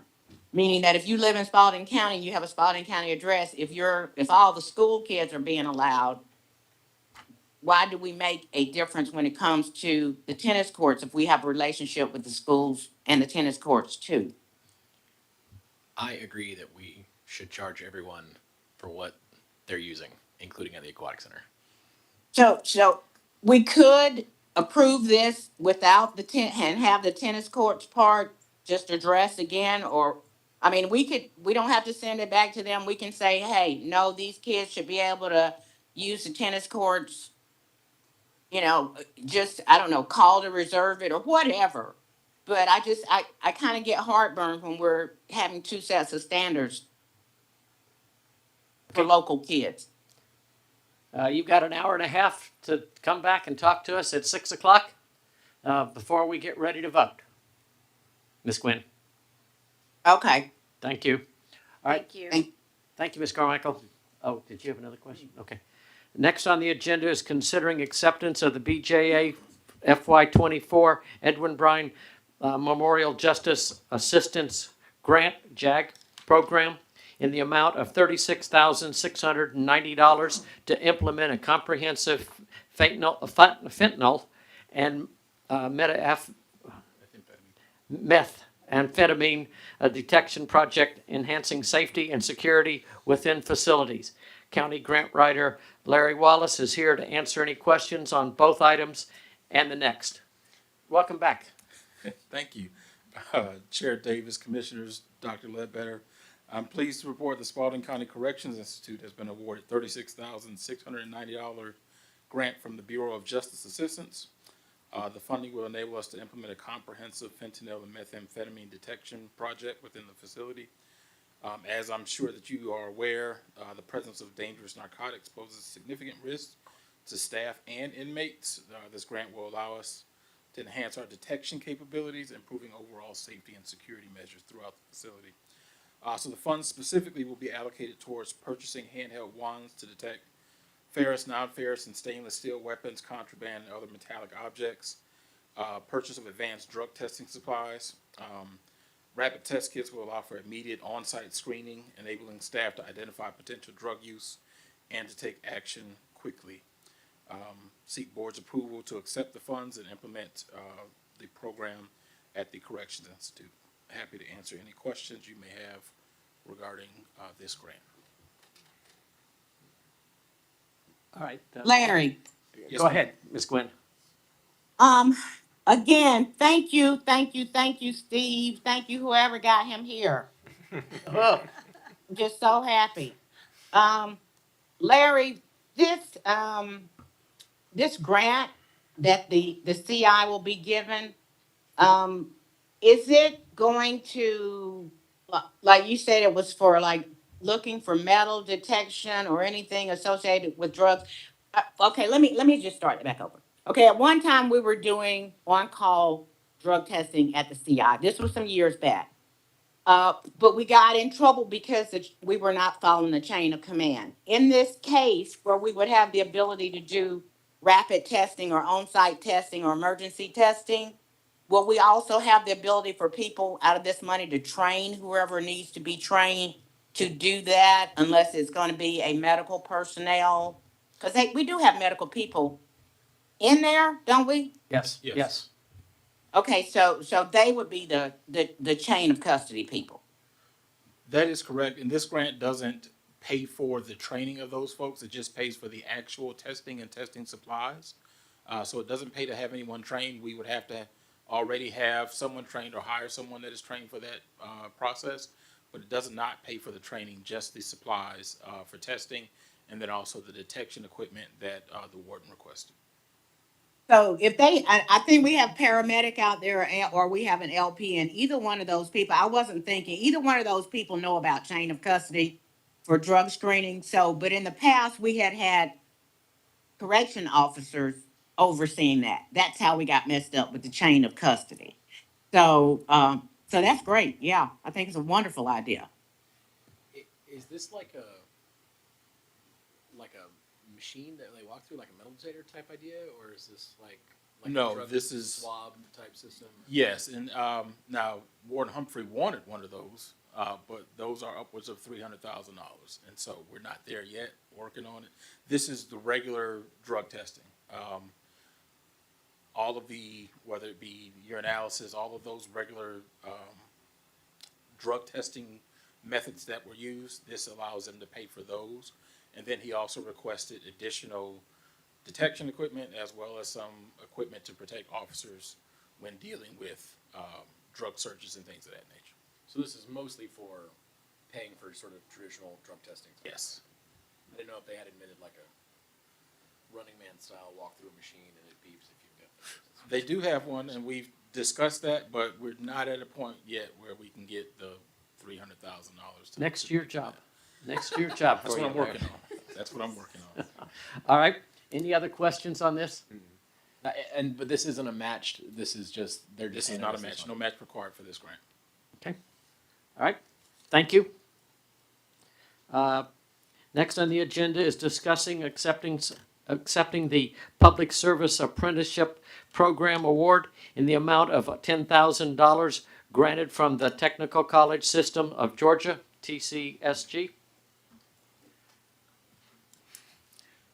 Chair Davis, Commissioners, Dr. Ledbetter, again, pleased to announce that Spalding County has been awarded $10,000 grant from the Technical College System of Georgia for the Public Service Apprenticeship Program, also known as PSAP. The grant funding will enable 2 apprentices from our county to enroll in the Registered Apprenticeship Program with Southern Crescent Technical College through the U.S. Department of Labor.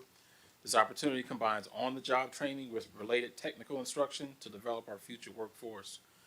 The Registered Apprenticeship Program offers several key benefits, provides a structured career pathways for participants, helps develop skilled workers to meet county needs, creates opportunity for residents to gain valuable skills while earning income, and it strengthens our partnership with the Technical College System of Georgia and the U.S. Department of Labor.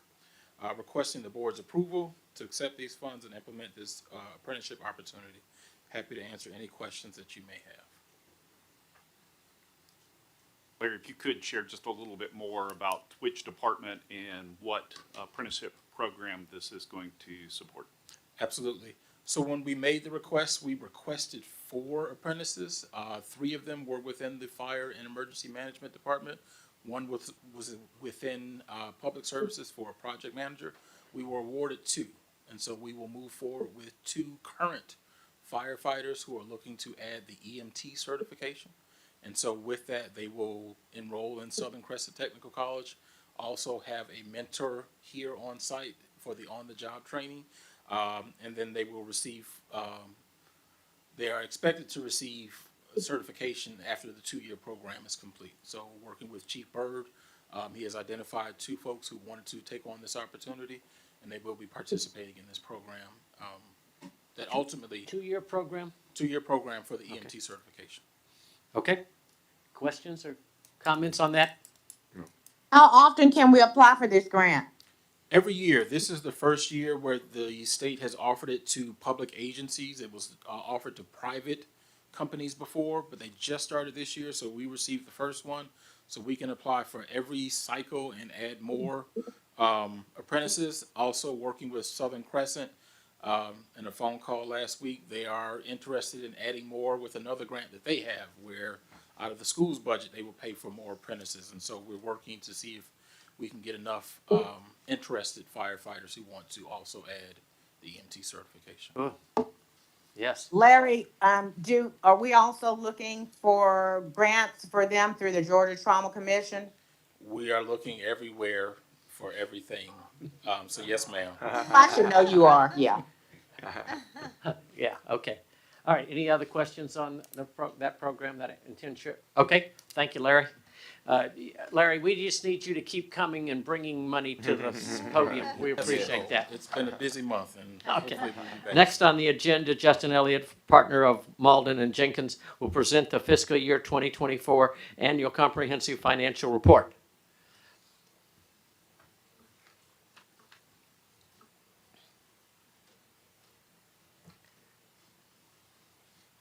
Hey, Welcome. thank you. Thank you for having me. I'm Justin Elliott, as you just said, with Malden and Jenkins, and I'm going to present the financial statements for 2024 audit for the Spalding County. You should have, I'm not sure, do you get the actual audit right there? That's Yes. Okay, do you have the auditor's discussion and analysis?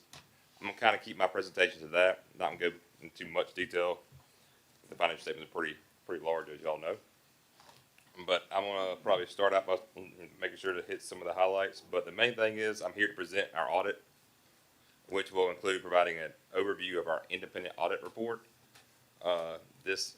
As well as discussing the compliance reports, which are issued in conjunction with the actual audit. So, and then I also hit on a few highlights, some of the key highlights of your financial statements this year. But next thing on here, I guess you'll see on page 4, there's an independent auditor's report section. This is also located, as y'all very well know, is inside of your financial statements, probably in the first 15 or 20 pages. Basically what this states is, as your external auditor, our responsibility is to express an opinion on the county's financial statements based on our audit, which was conducted in accordance with government auditing standards. As a result of our audit, I am pleased to say, happy to say, that we were able to issue an unmodified opinion, also known as a clean opinion. It's on page 4, I believe, yeah. And then we were able to issue an unmodified opinion. This is basically the highest level of assurance we as external auditors can provide. Basically what this says is that the financial statements were presented, presented fairly. This is what you want, this is a good thing. Next, as part of the compliance audit, I'm also happy to say again that there's no significant deficiencies or material weaknesses in the county's internal controls that were identified. Basically means the county had no financial statement findings. Another good word. That's what you want. Yeah, both of those statements are important to us, and we appreciate them. Yes. No findings, no issues. Everything's good. Everything's looking good this year. Everything, moving on. Moving on to page 7. You can see there is a few. I'm gonna talk about the financial statement highlights. Talk about the overview of the financial statements. Mainly going to keep this to the general fund, considering this is where the majority of the county's operations are, the majority of your departments and things of that nature. The first two graphs are going to kind of depict the revenues and expenditures, the income statement of the general fund. The first one is the revenues, which total nearly 69 million. The expenditures total 64 million. Of the revenues, a significant piece of that is from your property taxes, as y'all very well know. This is about 52% of the general fund revenues. Nothing unusual.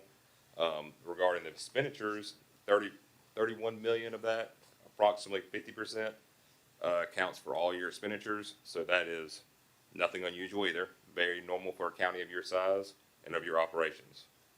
The last three graphs on page 8 and 9, this is more of showing a history of the general fund. It's showing it for the last 6 years. As the first graph, or the last graph on page 8, shows the general fund revenues and expenditures. As you can clearly see that they're showing, positive results. Everything's moving in the right directions. The revenues and expenditures are increasing in line with each other. Ultimately, what this occurred is that the fund balance increased by $5.5 million this past year. Another good thing. The next page on 9, you can see where you can basically tell that there has been a continued increase in your fund balance, a net increase over the last 6 years of nearly 19 million. This increased from 6 million to $25 million. At the very bottom of that page, we'd like to also kind of show the correlation between the fund balance and your expenditures. As noted earlier, I was talking about your expenditures being $63 million, of which about 5 months of that is in your fund balance. That would basically mean the county could operate for another 5 months after year end if no other dollar came in. Basically, it's based on the 2024 spending levels. Now, that can change if your spending increases or decreases, as y'all know as well. But this would be considered healthy for a county, 5 months expenditures, considering that usually after June 30th, it'll hold you until the property taxes come in.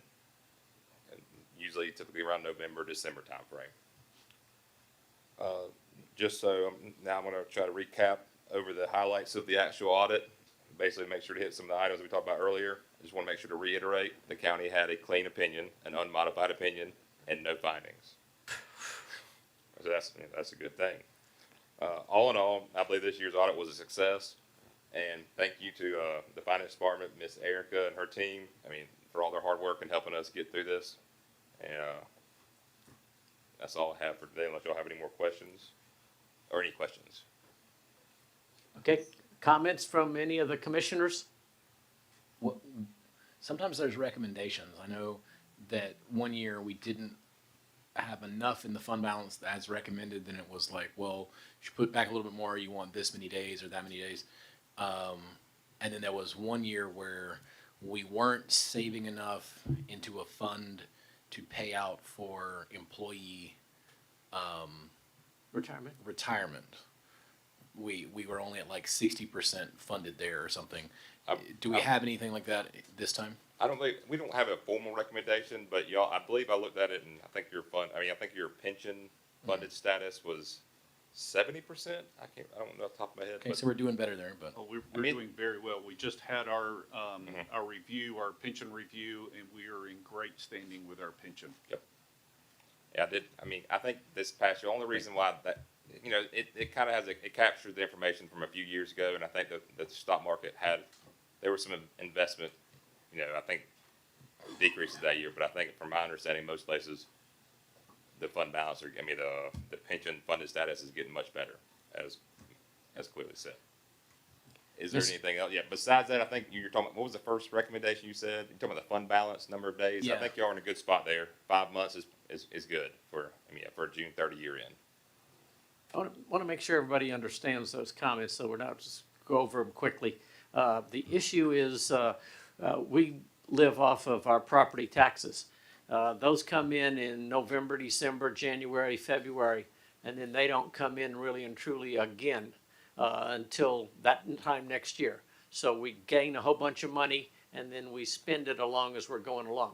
So come June, July, August, the amount of money we have coming in is very minimal. So it's just a matter of we have to watch how we spend it in the beginning, because it's going to come around and get to us in the end to be able to do it. So I want to make sure the citizens understand. how that system works. It's all very well based off of end of calendar year money. And then in mid-year calendar, there's not any money coming in. Yeah, it can change at any given point. You know, if your year end was different, it would, a different recommendation would be given. Okay, any commissioner have any comments? For right now, I'd like to say, Ms. Dye, thank you. This is, hot damn good. Make sure you understand, that's how we think of it. All right, Justin, we Agree. appreciate it, thank you. Thank you. Next on the agenda is discussing the construction of a single-lane roundabout at the intersection of State Route 155 and North McDonough Road. Dr. Ledbetter? Yes, sir. Bear with me just a moment. Let me pull that information up for us. So the Georgia Department of Transportation has sent a letter asking for our support in response to the roundabout that will be considered at the intersection of Jackson Road and 155 or North McDonough. This is in the same location as the Circle K, Chevron, and the Dollar General, and will be in the same development of the redesignation of State Highway 155 as it travels south from 155 current location down North McDonough to Highway 16. They're asking for the letter of approval for this intersection as we move into phase 2 for that particular project. As we move into phase 2, one of the things that I would remind the board is that we will move out of the county's contribution for that redesignation to a state project. So it will move us out of the billing cycle for that project, and GDOT will take over the funding moving forward. They do still have us on the project plan for a 2036 completion construction, but some of the conversations that staff and former Paragon, specifically Brian Upson and his team have carried on over the last few months is that we feel very certain that this project is going to be expedited, so we'll start seeing some construction, especially in light of the support letter that GDOT's requesting now for the roundabout. Okay. All right, everybody understand? You got comment, question? How much are we on the, This is a zero now. When we move into phase 2, we won't be on the hook any further. I can get you a total price for how much we've spent to date for phase 1 of the project. but from here moving forward, there's nothing, no more cost? other than what Once we already- move into phase 2, there will be no more costs for the county. It will be Georgia Department of Transportation project moving forward. But when do we move into phase 2? The comments are being considered right now. Heath and Lineback have provided the final comments for phase 1, and we expect that GDOT will take on that project within the next month or so. Okay. What's the timeline to completion? They're The indicating. speed of government. Yeah, They're they're to 26. So, yeah, the indication right now 2036. is 2036, but we expect that that's gonna be expedited. Maybe into 2030. Wow. That'd be incredibly quick. Move so fast. 18-wheelers, this will be the same size as like the ones on the west side on 16, right? It'll be designed for 18-wheelers to come through. the It speed will of be. 155. This is There- one lane. Yeah, Yeah, yeah, sure. Okay, it's not, there are some that are around that you see two lane. Yeah. This is a out one towards lane. Fayetteville, they're a death trap if you're in there with an 18-wheeler, because Yep. that's how 18-wheelers move. in the way that they are designing it is specifically for the commercial traffic to go straight into North McDonough. So North McDonough is going to have some significant changes as they redesignate that for a state highway. So this is part of that move? That is correct. Yeah, that's what's caused this to happen. It is, and the whole speed issue and everything else. Okay. Any other comments on this? Ms. Quinn, did you have a comment? Something new. No, I don't. I just see that it says that if it's approved, if this is a preferred alternative, that we would be responsible for lighting, so that it means that we'll have to be responsible for moving utilities. and providing for the operation and maintenance thereof. So is that correct, Steve? That is correct. We would be responsible for the maintenance of the roundabout, just as we are for all of the roundabouts along 16 or any other of the state highways across the county. But what about the utility location for the construction? Yeah, we would have to put the utility location for the light, for the street light. And we do Okay. pay. So that is the expense that we are going to incur. That's correct. Yeah. Moving forward, that would be a perpetual expense. Okay, that's all I got. Okay, I don't see anybody, all right. Next on the agenda is discussing the proposal of a civil engineering service and architectural services for the demolition and reconstruction of the Heritage Park Gym proposal using Croy Engineering as the prime, totaling $285,596.25 as agreed with the $4 million we've already allocated. Dr. Ledbetter?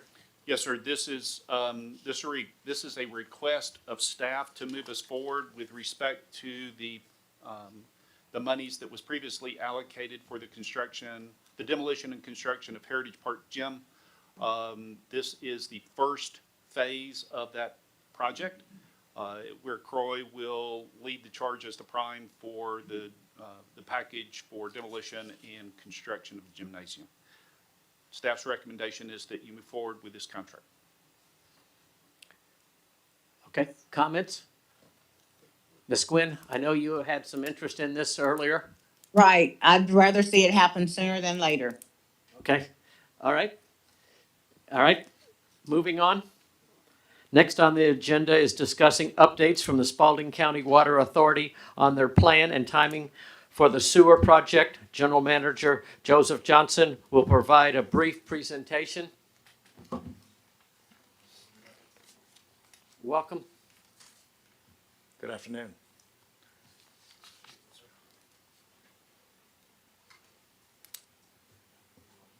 So what you're looking at here is a brief timeline. I wanted to take you guys through exactly what the Water Authority's done up to this point. So starting back in 2022, we conducted a sewer feasibility study. And over the last 3 years approximately, we've not only completed the sewer feasibility study, we've purchased 2 strategic projects that came out of the feasibility study. We've completed an 80% design of all construction documents related to the sewer project along AKB. And we have submitted all state required permits to get our NPDES permit. And that is as of today. So looking forward, fast forward the next 18 months, assuming that the Water Authority Board votes to proceed with Phase 2B of the contract, we're going to continue working and we will obtain all state required permits. We will acquire all required easements along the force main route and the sewer route. And we will install and commission a wastewater plant and begin discharging wastewater. And right now, the tentative schedule is doing that by the August of 2026. So one thing I want to highlight to everybody's attention is the total cost of the project. So we've spent roughly $3.6 million to date. Now that includes the $2.9 million in ARPA funds that the county's provided. But the total expenditure remaining is roughly $18.2 million. Now that is our best guess on property acquisition, services, appraisals, property, buying the property and the easements. Our best case on the current contract price as it is right now, we should be getting a Phase 2B contract to put forth in front of our board in March for the regular meeting. Our placeholder's around $18.5 million. So that $21.8 million price tag is a fluid number. It's constantly moving every day. But we're trying to value engineer this project to get the best project at the best cost for the longest duration. So just to give you a little insight to what we're doing, I share this slide with you just to show the level of effort that we've gone through. This is going to be a very comprehensive project. The location map that you're looking at is a line A and a line B a lift station, force main, and a plant, which is summarized right here. One thing to note, through our value engineering process, the line B, that goes north between Wani Road and Bailey Jester, that has been taken out of this project. But just to give you an order of magnitude of what this line A from Wani Road to the Cabin Creek Bridge on Highway 16, we're gonna open up roughly 5,000 acres of sewer along AKB. What, So, this might be a dumb question. Why doesn't the line run along AKB? so we follow, so gravity sewer likes to flow downhill. And we're following the creek, which, Oh, I see. So those Yep. flow into that center that's right, point. that's Okay. right. We push that cost off on the developers. Yep. Well, I guess that follows up then with why are we buying easements from people to run sewer to them? So we're buying easements to run a trunk main along Cabin Creek, because with the understanding of, in order to get it to our plant, you're gonna have to run the sewer along the creek. We're a quasi-government entity. It's easier for us to obtain the permits than a private individual. So once we're operating on the philosophy, once we build it, and then we tell the developer, that's where the sewer system is gonna be, that if it makes sense financially for you to tie into us, here's the manhole. You need access. The other part of that is that 155 redesignation you just talked about may not cost y'all anything, but it's gonna cost us $8 to $10 million to move a water main and fire hydrants. So as the authority, we started acquiring our own easements instead of using DOT right-of-ways and stuff, where they can push the bill back to us. We can, if they came to a right-of-way we own, they have to pay for the utility relocation at that point. And this is an Wait. We're gonna have to pay for the utility relocation on a 155 region? Absolutely. So the Spalding County Board of Commissioners does not own that utility. We own the utility. You allowed us to be in the right of way, and by default, y'all operate the same way that Georgia DOT is, and by allowing us to go inside the right of way, that's a privilege. And if the alignment changes or something needs to be relocated, it's at our expense. Your Flint River. Their Wow. expense, not us. Costs us a Water $50 million. authority expense. Every time they, They're coming to us for money. Well, I mean, so if it costs them money, it costs us money. it's gonna be $8 to $10 million to us to move that. So what you're looking at here is roughly a 16-inch main that goes to a lift station, force main, and then a plant. To kind of quantify what that all is wrapped up to be, we're designing the plant for 200,000 gallons a day, the lift station size for 650,000 gallons a day, and the gravity main is sized for a max flow of 2.4 million gallons a day. So this is the lift station and gravity is going to outlive a lot of us in this room, and that's what we're designing for.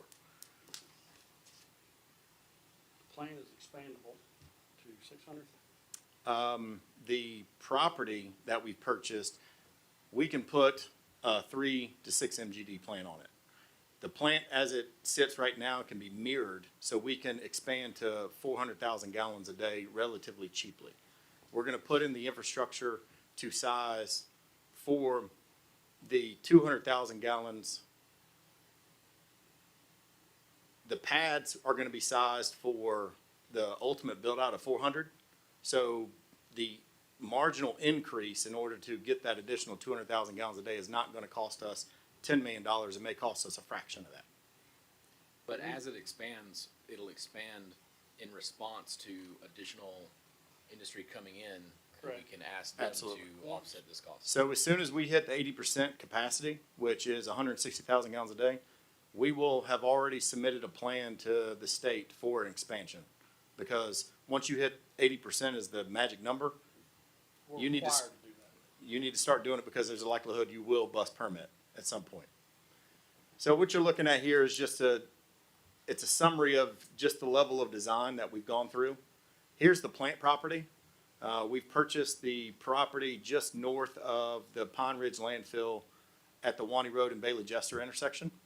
That sounds like a great place for. Absolutely. It's close to a landfill. It already stinks anyway, so. We hope they're gonna be our neighbor at some point. That's it. But I show you this to show we've tried to think through all the processes where this is, and this iteration is not the most current layout, but it can be mirrored, it can be flipped from the front to the back. But this big, rectangle in the back shows the future expansion spot. This is a 26-acre property. We have a lot of room. And the topography. Right? Do what? It's on quite a hill though. Yes, and we're locating the temporary plant at the front, where when we expand, we can keep the temporary plant in operation while we build, and then just decommission. And gravity, the lay of the land, the topography works in our favor here. So I really think our team has done, we've tried to leave no rock unturned in order to get to this price. But just to show you kind of where we come from to where we're at now, we, per our contract, had the Progressive Design Build team give us a guaranteed maximum price by October 1 of 2024. I'm sorry, I messed up the date. And it was $19.9 million. Since then, we have increased the plant size from 100,000 to 200,000 gallons a day in order to get economy of scale, while doing other value engineering pieces along the way. And we've gotten to a price we've been able to reduce that contract price roughly 8.4%. I will tell you a significant portion is removing line B that would go from Wani Road along Cabin Creek between Wani Road and Bailey Jester. That line was to open up the north, the Wallace Road area of 16. Now here's the fun part. So what you're looking at here is, in FY24, we spent $190,000. FY25 is $3.8 million.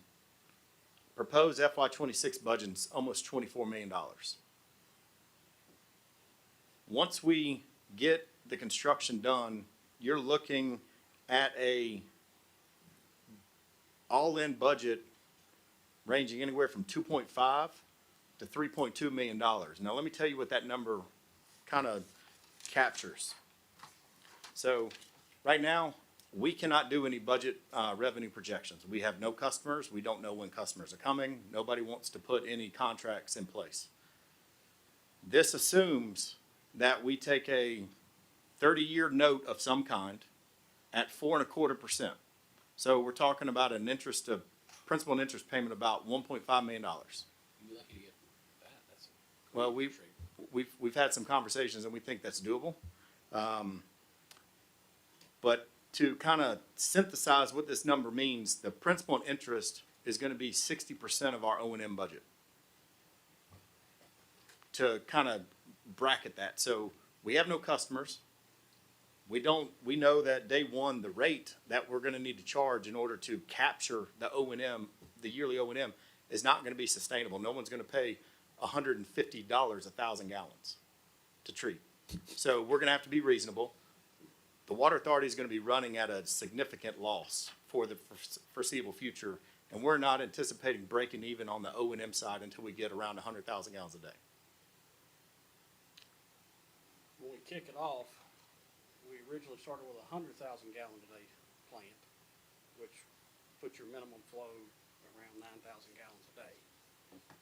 Well, to increase the capacity and lower the capital outlay, now we need about 17,000 gallons a day of sewer when we start that plant up. If we don't have that, we're gonna be running it with chemicals, which are gonna be expensive. And it's gonna take a few years to get enough customers to get this thing works running like it should be. So one thing I want Start to, from scratch. There's nothing out there. some people may say, well, let's look at the Lakes of Green Valley. I think that's a great, if that's the type of development you're looking for, that entire, the industrial park is almost built out. The average water demand on a daily basis per building is less than 2,000 gallons a day. Per building. So I say that to say, y'all are attracting green and sustainable businesses. That's great. We're all for it. We're gonna need a lot of them, day one. We're gonna need 17,000 gallons a day, and if we don't, there is a high probability that we will be busting our permit every day. Joseph, can you convert that to houses? So to equate your law, you're talking less than 100 houses a day. And what do you need in the number of houses in order to make the plant viable? I need 17,000 gallons a day. Which is flow. how many houses? About 100. Okay. And we're using 250 gallons a day, just, that's our metric that we show. We have several developers we've talked to along the corridor, and they're all waiting for the deadline on this plan. When can we do it? Okay. One of them's a quarter, nobody's asking for tax abatement. Everybody's gonna be paying some sort of capital cost recovery fee, but just to be competitive and justified, make sure we don't get sued, the initial investment we gotta make to bring the cost down. And at that point, we can take that capital cost recovery fee, put it in the bank, and once we get to the 80%, then we got our money to expand, and you know, everything will be running by then. But to get started, we're gonna need some help. Are you done with your presentation, Joseph? I am, that's it. Okay. Now, let's get right down to hardcore. What's your ask? What do you want from us? I know this is hard. The number This- that's been discussed, that's been kicked around, is $500,000 a year. The duration of that that's been kicked around has been anything from a year to perpetuity. I personally, as chairman, everybody has their own opinion, Dick may have a different one. I was thinking 3 years, $500,000 a year, starting in June of '26. And at that same time, I've already spoke to Joseph about it, we're gonna keep tabs with a tax commissioner so that we can trend the increase in tax digest that y'all would gain from that. And I think after 3 years, we can at least show that upward trend. But this, once we kick this off, if we sign that contract, it's roughly 14 months to completion. Realistically, we're not gonna sign it till June. So we're looking at August of September of 2026 of when it'll actually be operational. Once you get out all the testing and all, you know, everybody signs off on it, that kind of thing. We get our final permit from the state. Okay. That's what I'm thinking. Dick may have a different, you know. Okay. Well, I think what's not being said here is the long-term win, because sewering the industrial corridor for this county, and I know Dr. Ledbetter has run some numbers, as an incredible win for the county. Excuse me, when I was a commissioner sitting over here, I quickly learned that the worst thing in the county is to have a county full of residences. The best thing in the county is to have a county full of business industry and no residences. Okay. And I'm not being flippant, but business and industry needs basically three things. They need infrastructure, roads, police, and fire. However, residences need all your services. They use the library and the divorce courts and criminal courts and the public health, everything. So what this county has lacked is a strong business industry base. Yes. With a base that actually is part of the solution, not part of the problem. And we're getting hundreds of new houses. We don't get this industry to balance the tax base and carry the load. It is a grim future if you want to be a county commissioner. So You are preaching to the choir. Yes. that's right. I understand that. I just want to But- emphasize that for any new folks on the board. The important part is to make sure the citizens understand what we're talking about here. This is economic engine to be able to carry stuff. Now, let me make sure everybody understands how that's going to work from my perspective, at least. We're talking about investing $500,000 for 3 years, and the return on investment is to the county, not to the water authority. They'll get some, but let me tell you, the big tax dollars that are going to come in are going to come in to our side of the house. The capstone project that Dr. Ledbetter did that showed us all this is a big issue for us to be able to get that in there. Once they have customers and they start to work back up, good things happen. But sewer, for the most part, is neutral for us to be able to do it. But we get the tax dollars from each of these industries that come in, and we have an overlay that doesn't allow other stuff to be able to get in there. So we're going to get folks in here with commercial manufacturing and industrial base to be able to do this. So this is a return on investment, in my view, of $500,000 for 3 years and taxes that will follow to get us back to where we need to be. And you've heard Commissioner Dutton talk about the three sides we've got to be able to do. We're very heavy in people, houses.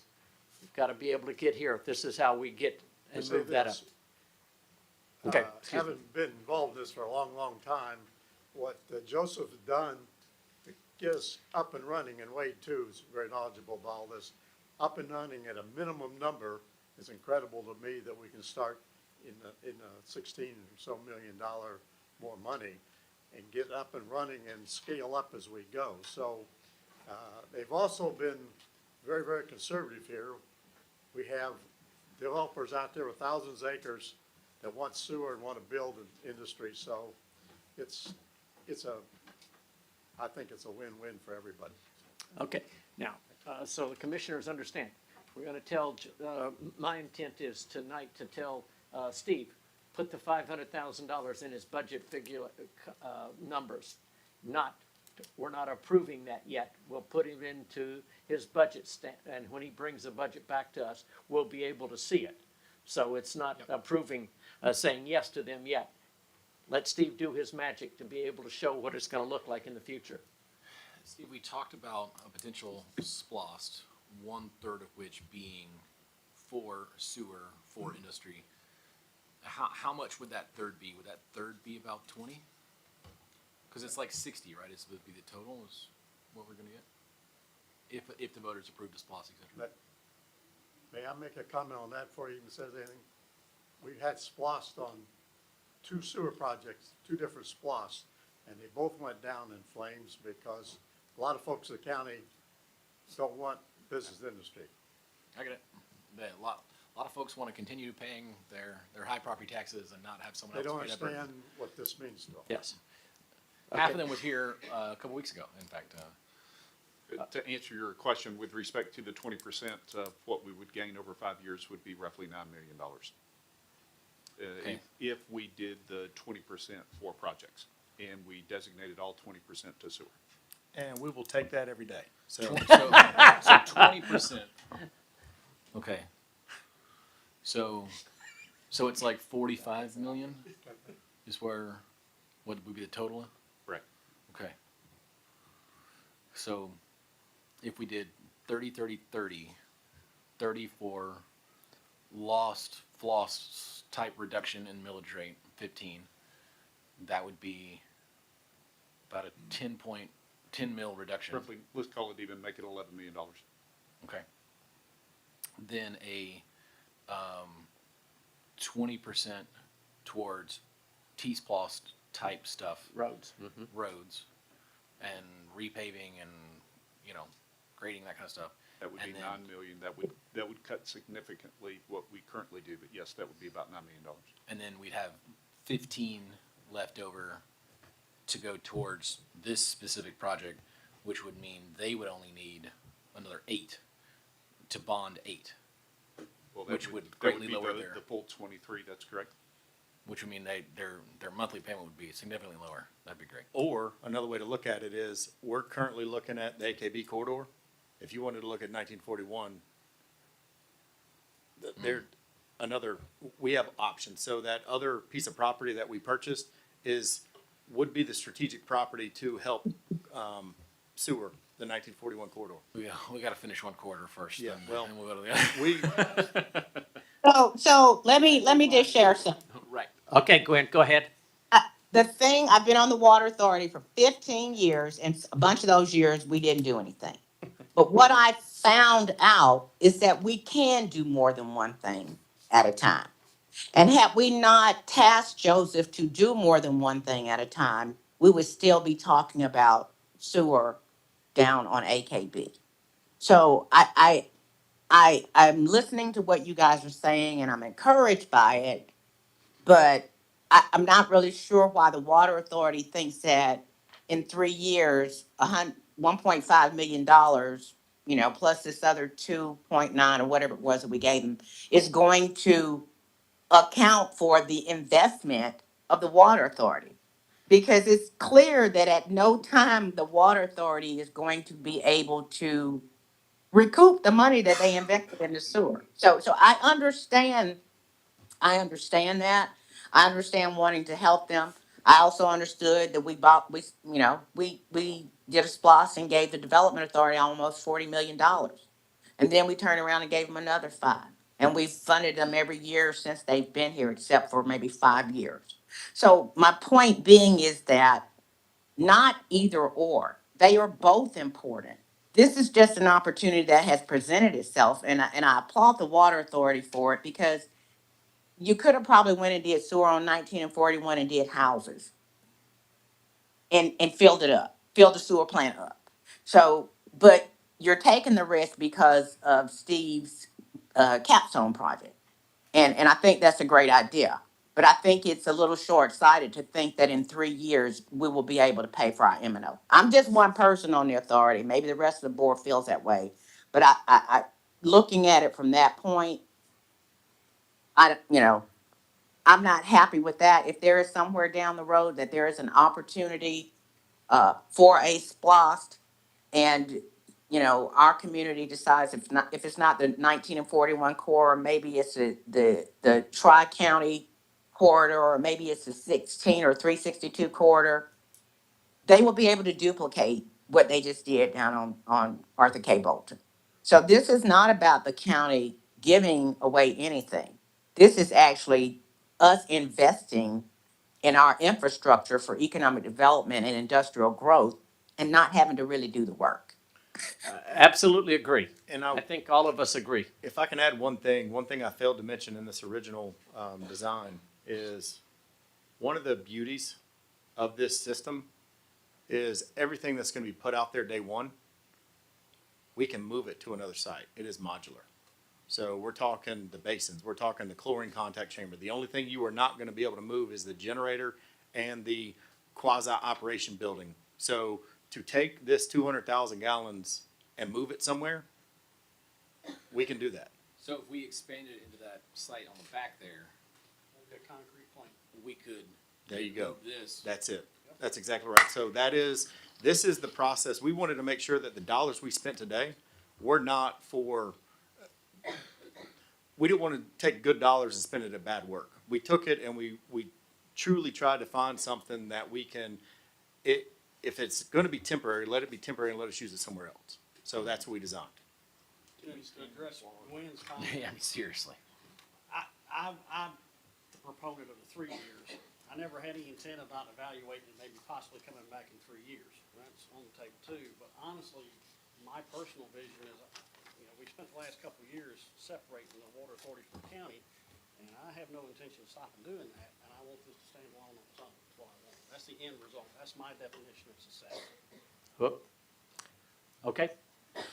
All right, so everybody understands the view that the water authority's got. We'll put this into Steve's magic formula for budget, and then he'll come back and talk to us. And we, as we work our budget estimates at the end, can tell him, hey, we want to do this, that, or the other supplemental. Okay? Thank you to the chairman, to the general manager, and to the vice chair. We appreciate you all coming and waiting so long to be able to do this. Thank you. We really it's really helpful.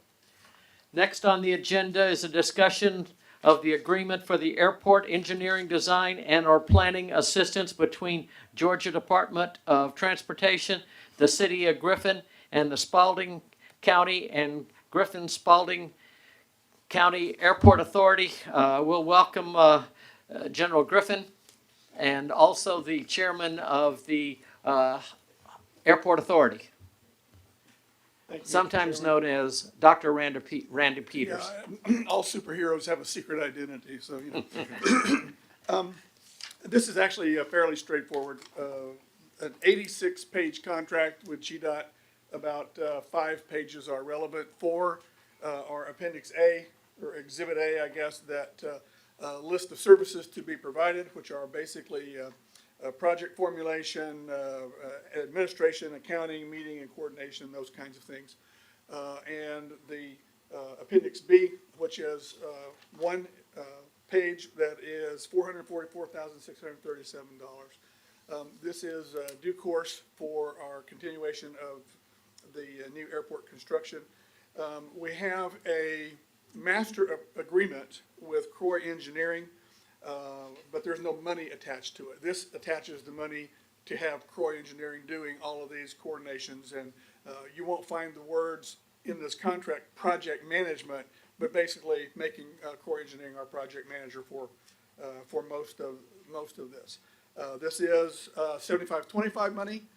I would rather they give us 100% money, but you will recall that the legislature gave us $47.5 million last year. This 300,000 and the 100 that we'll do locally is over and above that 47 million. So every time I can get a little gain on funding, then I think that behooves us to do that.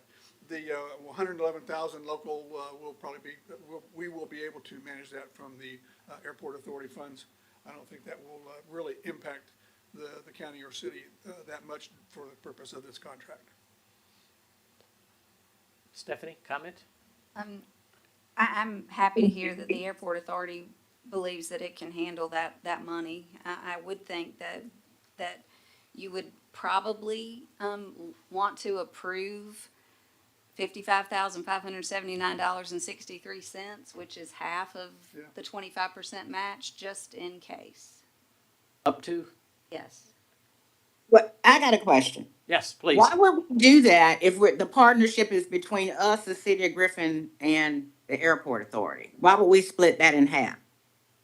It'd be us. and You the said city, split it in half with the airport authority. Where do they get their money? Because the split has always been with the city of Griffin. Yeah, the intergovernmental authority, intergovernmental agreement is between the city and the county. Right, but you said you thought that the authority could cover that cost, And the we will 100. cover as much of it as possible. I think we will cover most of it when it's all said and done. So the 444, Dr. Peter, sorry, the 444,000 is the cost of this project, basically that's for project management, even though it's not called that, That's McCoy. correct. Okay, so, I think we met with you, me and Steve met with you one day, and my question is this part of the annual money that we're having to pay, or this is different money than the airport money? This is Department of Transportation money. That's correct. The 333,000 is coming from GDOT. Okay, right. So, okay, so that's state money. That's not the other money. That's correct. I get all confused because every time we make an agreement or we agree to something, we seem to be agreeing to spending more money. Oh, So I'm that's true. just trying to get a grasp on what this money is for. Right, and we will be coming back quite frequently in the next couple of years, and the dollar numbers are gonna get bigger and bigger and bigger into the tens and 20 millions of dollars of contracts with GDOT as we begin the construction portion of this. And GDOT separates these into different contracts. Right. So it is, death by contract, death by DocuSign, I think, It in really their is. I mean, situation. they consider this to be a project. Project administration for the new airport is a project. Okay. And they parcel all of the pieces to get a new airport into multiple projects, and each one of those carries a contract, and we go through this over and over again. The truth is, this 86 pages, except for those 4 from Exhibit A and the 1 from Exhibit B, you would be hard pressed to see any difference in any contract that we do with GDOT. In fact, getting them to change the title of it is next to impossible. It's boilerplate, assurances to the FAA, assurances to the state government. And et cetera, they're, et cetera. the exhibits are actually in triplicate because there's an exhibit packet for each sponsor. So there's a county exhibit, Yeah. a city exhibit, and an authority Yeah. exhibit. So what page are we on when we're talking about that chart that shows the $444,000 cost? What page is that in that document? That Maybe is, 3? the documents are not numbered consecutively. Okay. I just If you had, go- it was somewhere close to the front. I saw Yeah, those numbers. if you go past page 20, which is all the signatures, Uh-huh. the next one says Exhibit A, but it just says page 1 of 4. That Exhibit A lasts for 4 pages, and then Exhibit B is the next one behind that. So think of it about 25, pages 25, I'm sorry. It's actually in the document. It is in the document, yeah. But it's Okay. about page 25 when you're looking for Exhibit A and Exhibit B. So just as a suggestion, why wouldn't we, I mean, I like the fact that y'all wanna pay for that, but if the agreement is between us and the city, then why shouldn't it be, if there is an additional cost to be set aside, that we should all agree to that? Don't the city have to agree to this as well? Yes, the airport authority has to pass and sign this. The city government has to pass it as well as the county. All So three of us have to I agree. would prefer that if you guys cannot fund this or are unable to fund the entirety of it, that the remaining cost be split between the city and the county. And that's basically what the intergovernmental agreement says. Yes, ma'am, it would be. Okay, because I thought you said, someone said set aside Up half to, of that. up to. Yeah, the So, obligation from the okay. county would be up to half of that. Okay, gotcha. All right, any other comments or questions on this? Thank you for waiting all this time to be able to come to us, Randy. problem. We truly appreciate it. All right, any other comments or? All right, do I have a motion to adjourn? I have a second. Any other comments? All those in favor, please signify by raising your hand. 4-0, we're adjourned. Thank you. We'll start.